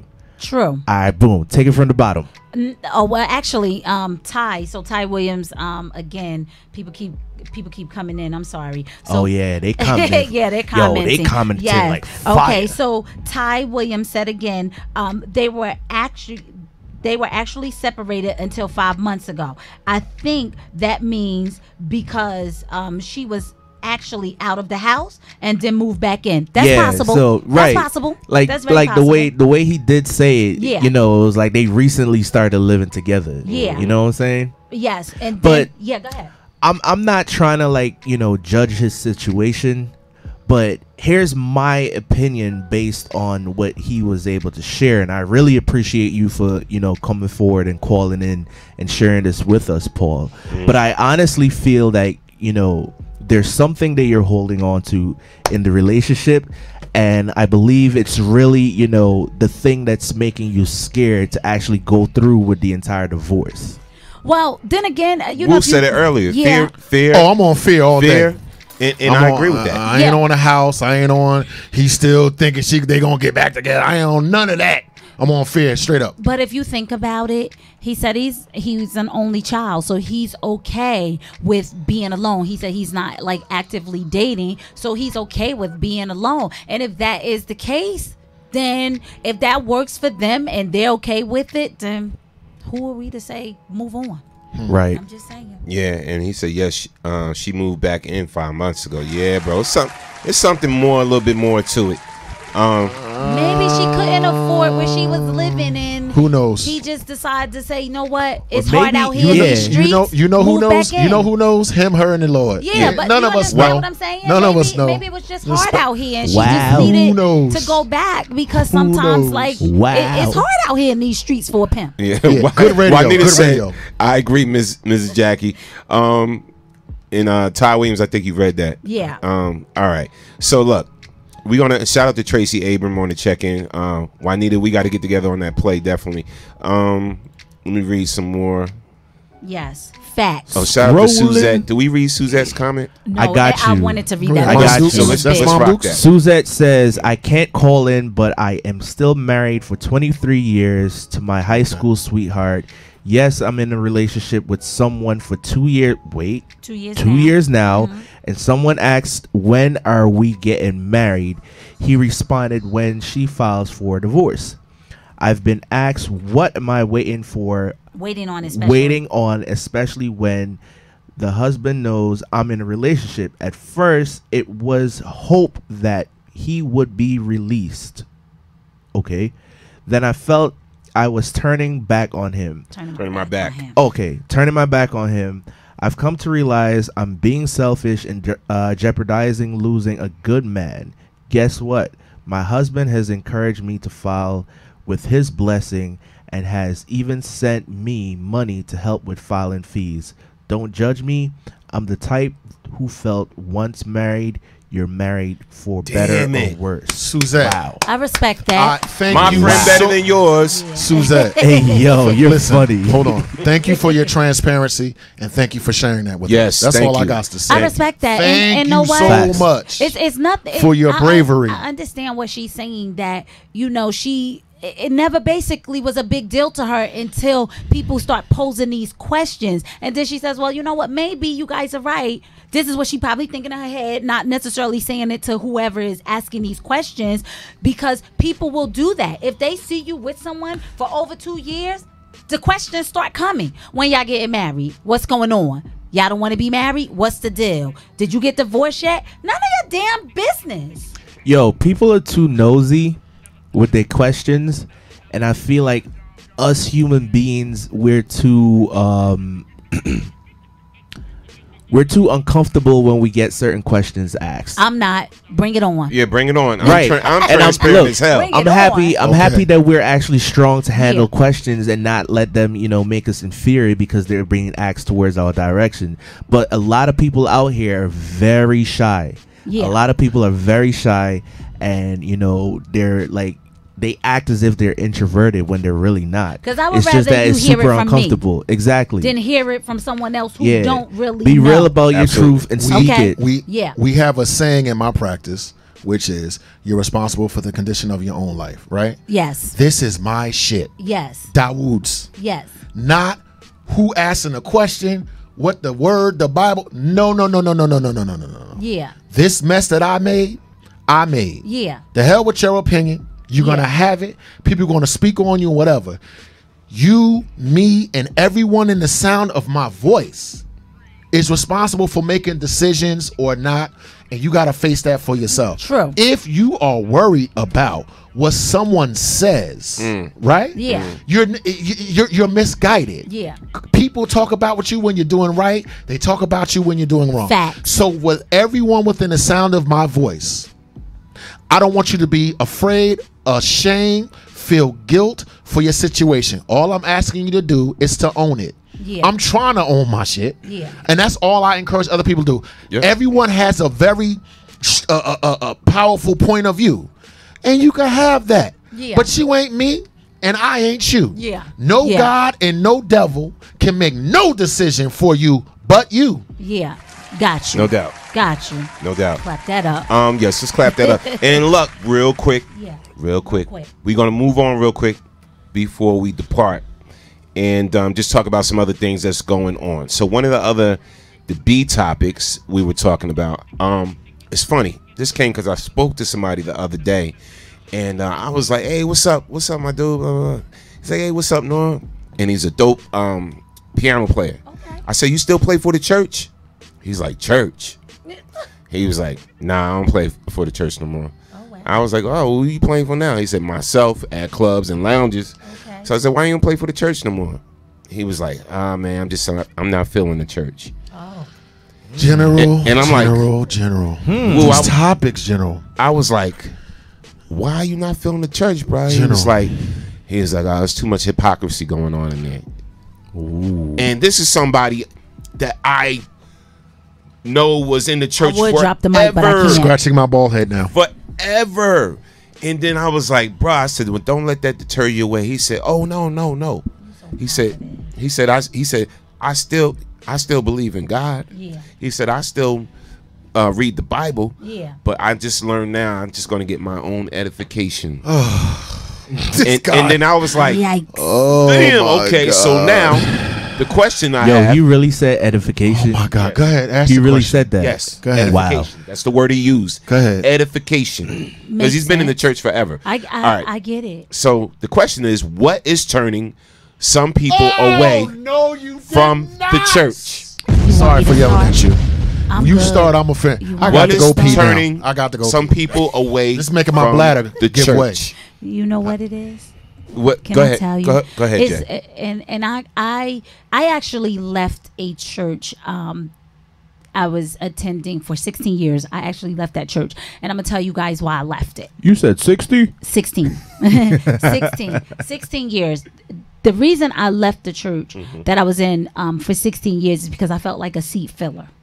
Okay. Why? So what I say about a seat filler to me is a person that comes to church and on a drop of a dime, you know what's going to be said, you know what's going to be, you know when the pastor or the preacher is going to start screaming, hooping, and hollering. I could set my watch to everything. I knew everything that was going to happen when it was going to happen. I felt like a seat filler. Okay. So I actually was cheating on the church I was going to for 6 years and going to another church. You was cheating. I was cheating on the church. Yes. Okay. So I was double booking. I would go to the 7:30 service, and then I would be in my other church by 9 o'clock. And the reason I started going to this other church is because I felt like they were looking into my soul and giving me what I needed to be fed, because I wasn't getting that from the other church. Let me tell you, but I'm going to make my story, and I'm going to close it right here by saying the reason people are kind of turned off with church is because church is supposed to be like a sanctuary. That's the place you go there and drop all your crap, and you're supposed to unload there. And when you come out, you're supposed to feel that you've done something. Kind of like you went to the doctor and had that checkup and you got that great news, right?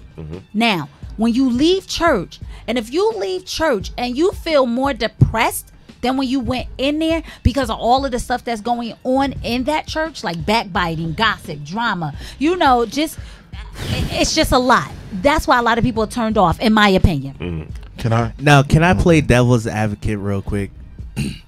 It's very rare that I'll play devil's advocate on this topic because I actually agree with everything you're saying. Okay. It's one of the reasons why it's very hard for me to identify with the title or term, you know, my home church. because I've been, a visitor to so many different, styles of Christian churches. Yeah. It's just ridiculous. And one of the biggest, things that I question about this particular religion, Christianity, or, to be a follower of Christ, is why is it that we have so many different denominations? Why is it that we got Jehovah's Witnesses, we got Catholics, we got Baptists, we got Pentecostals, we got the Anglican, churches? Why is it that we are all Christians? We all read from a Bible. We all read from a holy Bible of some sort. We all read from the King James Version, which is the oldest version of the Bible. But we all have a different way of how we want to believe in Christ. You check this out, and just to piggyback off of what you're saying, the problem I have a problem with religion. I believe in God. I am a Christian. Got you. I practice faith, all of that. I have a problem with the business of religion. Yes. And to your point, so many different denominations, right? Yeah. So I've been looking for a non-denominational church.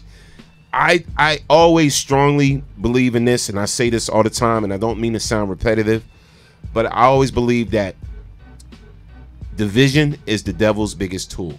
Yeah. That's the devil's main tool, division. Right. Divide. Think about it. Like you said, Methodist, Baptist, Episcopalian, this, that. Aren't we all, for those that believe, I'm saying, aren't we all serving the same God? Right, because get into an accident, what's the first thing you say? Oh, God. Right. Not, Episcopalian God. Not, Buddha. Baptist God. Whatever. I'm saying whatever you believe in is whatever you believe in. But people had just, they took a beautiful thing and a beautiful concept or whatever, and they just took it and they just went so many different places, and you don't know what to feel no more, what to think, what to believe, or whatever like that. Right. You know what I'm saying? So it's like, I see why a lot of people are getting turned off from the church. Yeah. Yeah, like why is it, as it's a business. Why is it that believers have to go through the conversations to defend why me as a 7 days Adventist, should be more holy, or should debate and, break down the scripture in the Bible this way, when you as a Catholic or a Pentecost or Anglican see it in a different manner? It's the same scripture and it's the same Bible. Right? If we all read it from the King James Version of the Bible, it's the same Bible, it's the same scripture. We all read it the same way. But how the 7 days is going to interpret it, and the practices that the 7 days will practice, is totally different from the Pentecost church and the Anglicans and the Catholics. Like, that bothers me. So, I'm going to say this. My husband is Muslim. I go to church on Sunday. And people ask, how could that work? I had someone who's a pastor say to me that you two guys are not evenly yoked. Yes. So I disagree. And I'm going to tell you why I disagree. Because he believes in God. He may not call him the God that I call him, but he believes in God. And at the end of the day, I'm not going to let anyone tell me who I should and shouldn't be with because they serve a different God than what I call him. So I'm just a believer. I love you for you. You love me for me. We'll work this out. My godmother, she's been in church all of her life. She's married to a Muslim. They've been married 25 years. So clap that up.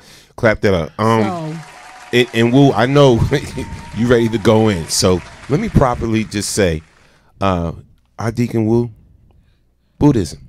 So go ahead, speak on what you got to speak. This is definitely in my wheelhouse. First of all, it must have been something in the water with Norm today. Let me give you a little transparency. I get into the studio earlier this morning, and Norm corrected me on some issues. Then the first topic he brings up is close to home, right? Then the next topic he brings up is close to home. So now that housekeeping is out of the way, I was so turned off by the church that I literally left it properly. Yeah. I literally changed my religion. Why, Dawu? Briefly. I know Norm thinks like I'm going to go 15 minutes. I'm not. This is what I will say. Shame, guilt, fear, strong arm, manipulation, child molestation, and on and on and on and on and on and on and on. You're looking at a person that has studied the Bible and have studied religion before the Bible was around. I think what Norm is saying is that he's a follower of Christ. Christianity is a religion. Okay, now technically man-made, right? Number one. Number two, Jesus wasn't Christian. So now we're gonna go there. For me, Facts. at the lowest point in my life, I met someone that wasn't into shame, wasn't into guilt, wasn't into manipulation, and I said, "Why? What are you doing in your life?" I done prayed until blood came down my cheek. You ain't gonna tell me nothing. Whoever want to call and challenge me on it. And as Norma say, like, are you sure you're a Buddhist? You know so much Bible. That's how entrenched into Christianity I was. And for the first 2 years of my Buddhist walk, I thought I was gonna burn in hell, right? Because it's only one way to go, and it's only one way to get to heaven, and this and that and the third. The beautiful thing about my practices is it encourages me to take responsibility for my own actions. Guess what, Duke? I don't gotta wait on nobody. I don't got to blame the devil. I ain't got to beg God, even though I believe in God and the devil. And this gets me into more trouble with my practice. What I'm saying is, people are beginning to recognize the guilt, the shame, the fear, the hypocrisy, and the strong on tactics. Okay? If you got a God and your God is not, and your faith, your practice, and your religion is not addressing these issues that are going on in these streets, people are dying, people are suffering every day. And all you got for me is to say, go suffer some more until God decides that he might want to think about ending your suffering and your misery. Not the kid. Now, I know this is this is an attack. It's not an attack. It's not an attack. It's not an attack. I'm gonna say what I'm gonna say. Yeah. I'm not ashamed of who and what I am. Okay? So I would encourage everyone to ask yourself a couple of questions, then I'm gonna close. You believe what you believe because somebody told you? Because that's what your grandmama did, that's what your mama did, that's number one. Number two, what do you know of your own religion? Okay? You know Hebrew? Okay? Do you know Judaism? Do you know the Book of the Dead? Do you know Kemet? Do you know what happened before Jesus lived 2,000 years ago? Do you know what happened 3,000 years before that? I challenge everyone to find their own faith. No guilt, no shame, no suffering, just an honest ability to commune with you and your God or your belief or your spirit. People get caught up on those words. Okay? I seen a lot of death in the name of Allah. I see a lot of death in the name of Jesus. I ain't with it. Call me. I don't even care what you got to say. Yeah. If your practice is not transforming your life and making you better, or in my case, if I can't come in and get corrected from my boss, what type of Buddhist am I? Yeah. So what I'm saying is I need to see more from whomever, right? I need to see more from Muslims, Christians, Buddhists. I don't give a damn what you profess. I care what you do. So yes, Your that's why actions. I left. Facts. And it's going to stay Wait, on. hold on. Yep. But before we go to the comments, that brings me back to the next thing that I questioned about it, right? How is it that we could use religion to profess when we want to kill? How can I we just kill asked that in the- question. How can we kill in the name of Christ? How God can is we love. kill in the What are you name of killing Allah? for? God is love. You know what I'm saying? God is love. And How he is knows it- everything. Right. How is it that the Bible teaches us to love one another, love your brother, love your sister, for God so loved the world that he gave his only begotten son, and all these things? The Bible is heavily about love, right? But yet we could turn around as man and use the Bible to say that we are going to kill in the name of Jesus. What gives man that power to do that? Yeah. You tell me the people that profess themselves as Christians that's literally read the book from cover to cover. Number one, drops mic. If you're a Christian, read the entire book first. Most people don't. Yeah. That's how. That's how. Go ahead, bro. And no. Just real quick, just returning back to the the question, and shout out to everybody. We're going to get to your comments. Yes. 1 second. And again, the topic question is, what is turning some people away from the church? I'm just going to play a clip for y'all that my brother Wu sent me. And just tell me. There's the devil Wu. It's just about tell to me get real. What y'all think about this clip. Wu did it. I want y'all to be honest, and shout out to everybody out there. Make sure if you're on the Facebook platform, share this. Yes. Share this show out to everyone. Share it out to everyone. Yes. People if you listening, want to share hear this this out. information. Share it out. Shout out to everybody on all the other platforms. All right. What do you think of this clip? I want to know.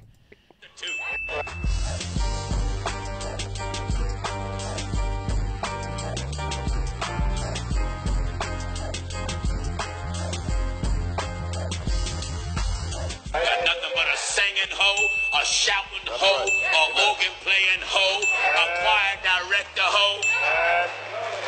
Hey, preacher, if what I just said describe your wife, you're married to a hoe.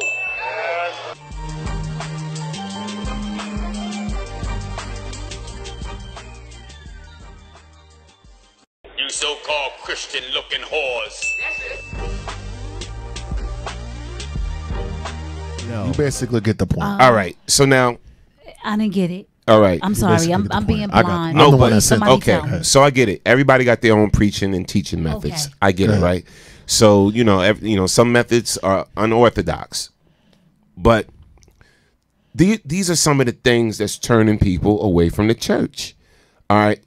To me, it sounds like this pastor, whoever he was, he's Gino, preaching from a judgmental standpoint. Right. Yeah. He's passing judgment. Right. Yes. So nobody, and I get it, the Bible is the Bible, what the Bible says and the laws and all that, I get that. Yeah. But nobody wants to walk into a church, a place of worship, and feel like they are being attacked or judged. Yeah. Even if they're living a terrible lifestyle or whatever the case may be, it's all about, I guess, what the delivery and how you bring it forth. Yes. I don't know. What do y'all think about? What do you think about what you just saw? First of all, I don't even want to comment on that because I don't get it. It just went over my head. I don't know. Yeah, I didn't feel get like it. that was So somebody super- need to explain that that to was me. just I got you. Explain it to me in I a got second. you. But I'm I gonna got say you. this. I got you. The reason that a lot of these televangelists are popular, from what I believe, is because they don't do a lot of talking about the stuff that's really going on in the world. They make up stories. Not when I say make up stories, they always have like a parable of something, but they never really get deep down into what the Bible teaches as far as what we know from what our grandmothers taught us, great grandmothers, whatever. And case in point, a lot of the older preachers back in the day, we would go get ready for church and we would see them on the television. So they would be talking about the doctrine that they had in their hand. Nowadays, a lot of pastors don't do that. They give you parables. They give you stories. I'm talking about the ones that's on television. And they never really delve into the stuff that's going on that really can speak to your life, my life, or somebody else's life. And that's what makes them popular, because they're staying away from the real stuff at hand. Right. That's my belief. So as far as like my church, my pastor has been through it, and he's not ashamed of it. He's been through a lot. I've known him since I was probably about 17. So he's been through it all. And that's why I go, because he's a realist. I've seen the stuff. I know his family. I know what's going on. So that's why I stay, because I know that they are real. They go through the stuff that each and every one of us have gone through. Divorce, marriage, cheating, bad kids, you name it. They've been through it. Even stepping out on your own church? No, this is the church I go to now. Oh, okay. Not the one before. The one before, I felt like a seat filler. So and let me go ahead, Will. No, go ahead. No, I was gonna say, and let me say this. Okay, just like I'm gonna use this as an analogy, as an example. I can't go to a therapist that has never had no problems. Bingo. You know what I'm saying? I can't go to somebody that's supposed to counsel me that has never needed counseling themselves. Yes. And that's how I look at when I choose the person, when I go to a house of worship, my pastor is just squeaky clean and haven't lived or whatever, that's probably going to be uphold his image. Yes, that's probably going to be the most judgmental pastor ever. Yes. Because he has not made no mistakes or whatever. You know what I'm saying? I want somebody to teach me, to lead me, that has been through ups and downs, has been through some of the mistakes, had error in their life. You know what I'm saying? Because that is the person that I'm going to look to say, okay, you know what? He can tell me about this. He can tell me about that. Yeah. Because he's been through something. Yeah. You know, and I just can't walk into a situation where you're constantly being judged for everything. Yeah. So I am looking for a non-denominational church. Actually, my boy has a great church, Pastor Brian White. Shout out to Pastor B.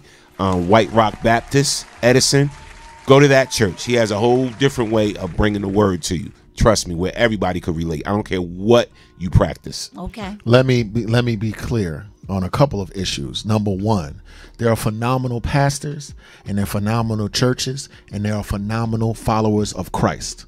Yeah. People that follow Christ. Okay. That's just the delineation that I make from a Christian. Okay. Meaning someone that has Christ in their heart and they're trying to do the right thing. So number one, I'm not attacking all churches. To go back to the statement, because I'm the person that sent the clip. I'm the person that uses the word hoe on this panel more than anyone. So let's look at my intention. Let me just unpack it. I'm going to be short.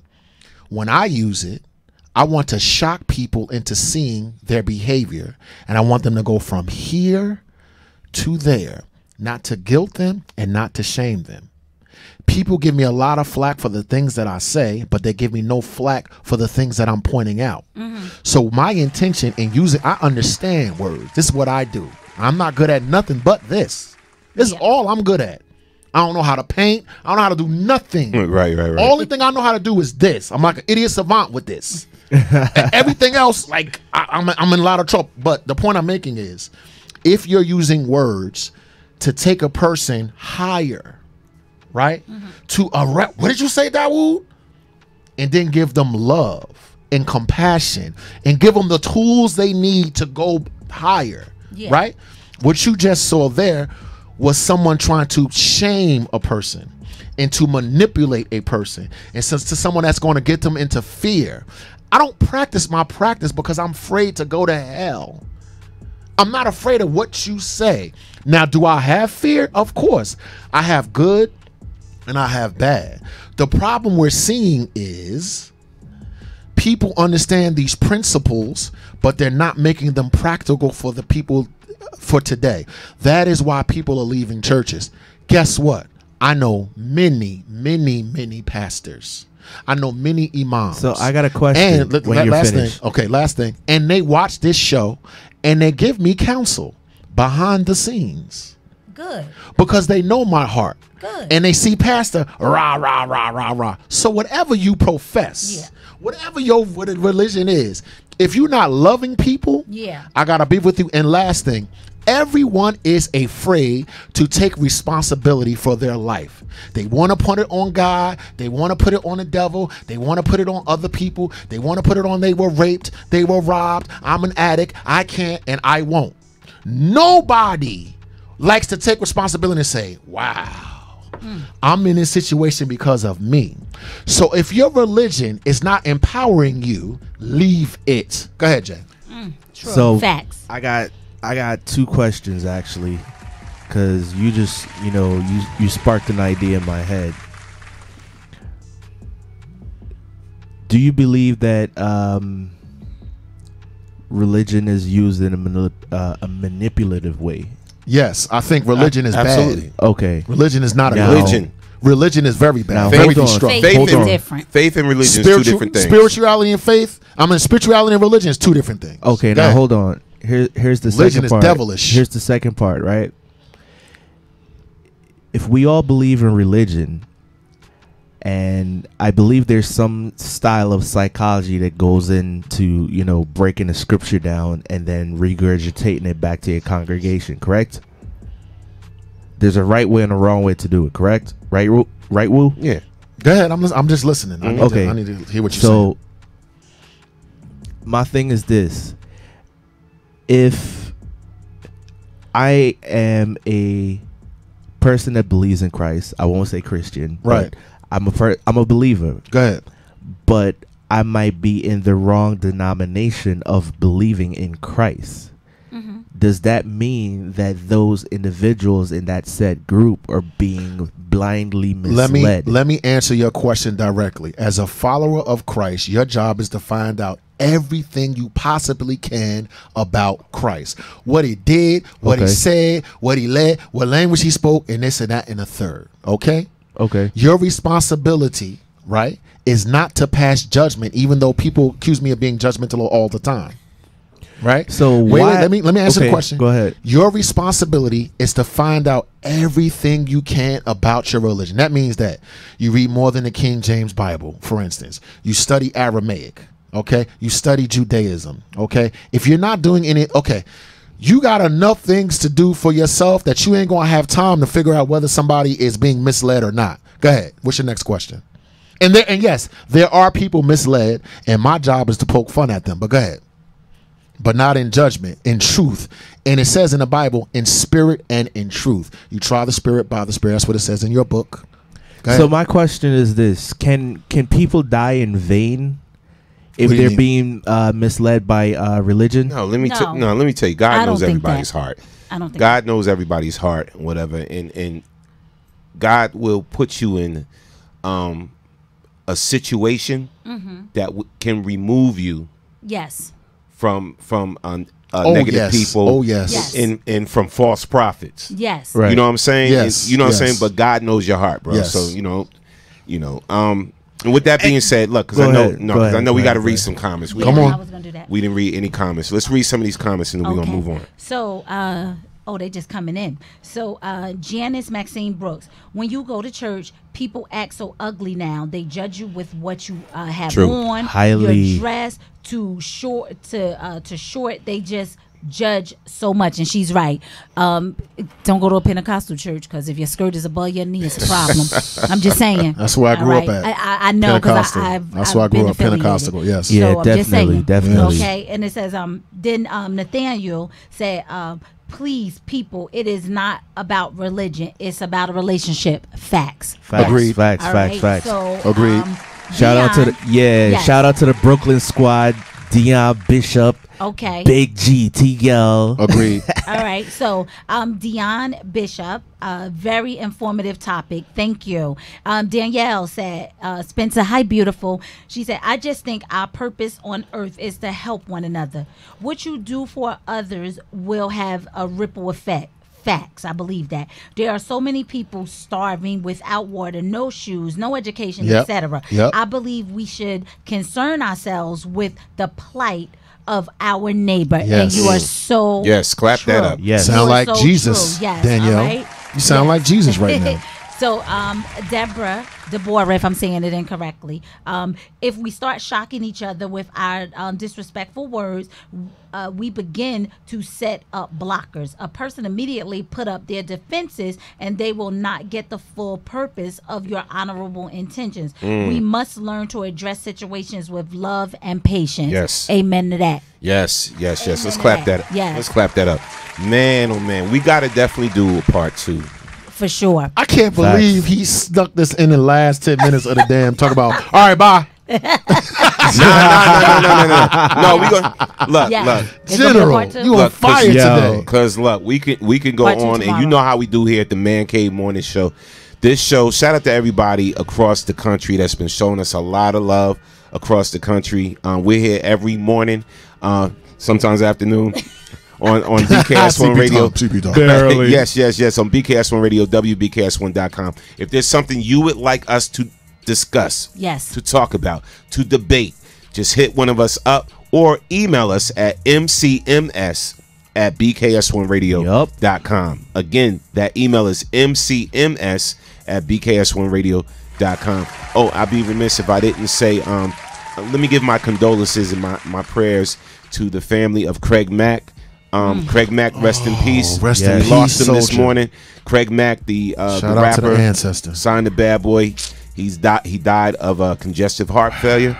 So Yes, rest in peace, bro. Wow. And condolences to the family and everything. Yes. Peace and, to your family. Peace to your family. Yes. So we definitely want to thank everybody for joining us. We hope you enjoyed the show today. Nothing but love for y'all. Yes. Nothing but love to y'all. And are we gonna do a hot or not today? Yes. Or because of the time, we gotta look at the time. I think we're gonna rock out and go out with Craig Mack. Yeah, let's pay homage. Let's pay homage to Craig Mack, man. Respect. Yes. Love your family. But we will be back tomorrow with some more heat. But again, if there's something you would like us to discuss, just feel free to hit us up. Either inbox one of us, or just hit us at that email, mcms@bks1radio.com. And again, too, if you have a friend, family member, or whatever that would like to get their music exposed and be played live right on this show, on the Man Cave Morning Show for the Hot or Not segment, all right, hit us up at mcms@bks1radio.com. All right. We want to thank everybody. We love y'all. Y'all know that, right? We love y'all. That's why we bring y'all this every day, every morning. WBKS1.com. And again, here's my dude, Craig Mack. Love you, brother. Yo, Mac, I don't even understand how they didn't understand you in that Mary joint. Yeah, I Kick know, that man. old robotic, futuristic George Jetson Yeah, crazy joint.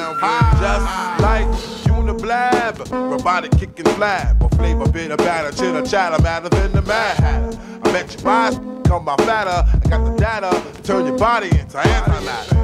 And just like a piece of sizzling, you'll fit inside my stomach with the eggs and grits between. The king is what I mean. My man, get a cup and put some change inside your hand. Now hold up, let's make this official. Everybody, let's agree that MCs need a tissue.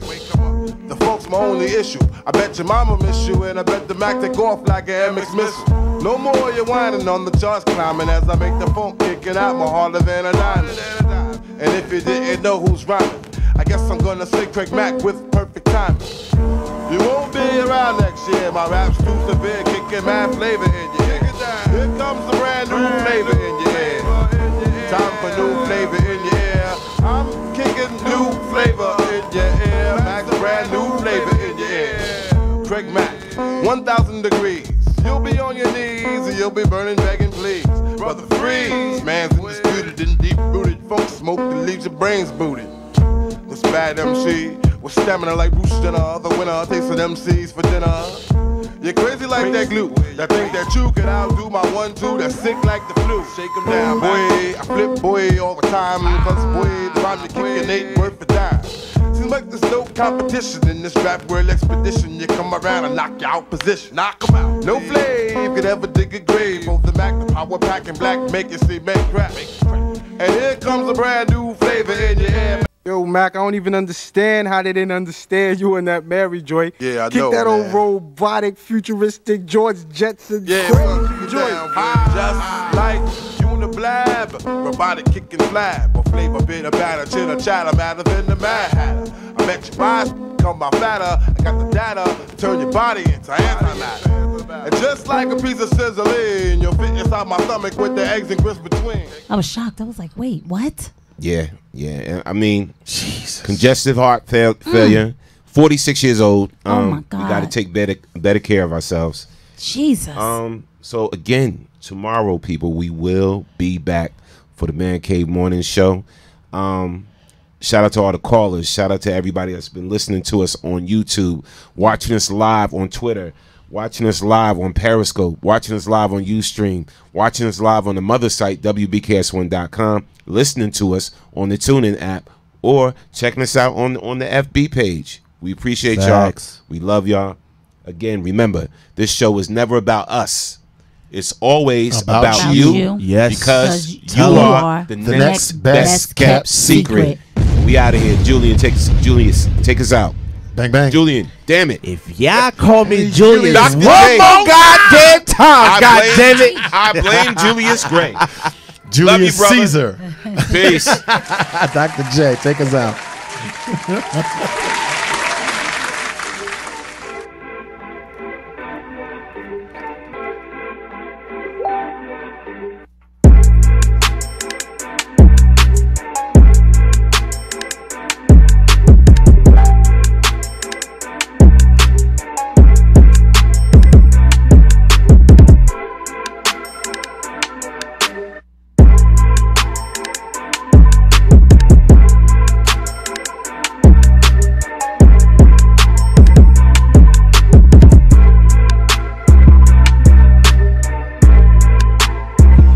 Chris Spencer, and you're on BKS1 Radio. It's your girl Chanel, BKS1 Radio, and I'm here with the beautiful Garcelle Bouvet. I'm paying you later. Hey, I'm the queen of comedy, some more, and right now you're rocking with BKS1 Radio. BKS1 Radio Network. I'm here with the amazing Miss Tasha Smith. How you doing? I'm doing so good. Thank you for coming out. Yes. I really appreciate it. Hello, Denise Boutte. Hey, what's up? Shout out to BKS1 Radio. See you soon. Brick City's finest, J.D. Williams. I'm in the Savage Podcast Studio, chilling at BKS1 Radio. BKS1 Radio. I'm here with the legendary Mr. Dick Gregory. How you doing today, sir? Fantastic, brother, and thank you. This is Essence Atkins, and this is BKS1 Radio. Jamie Foxx, BKS1 Radio. What's going on with you? Storming on. This is George Dr. Funkenstein Clinton for BKS1 Radio. They be doing the dog, y'all. Yo, this is Chris Spencer, and you're on BKS1 Radio.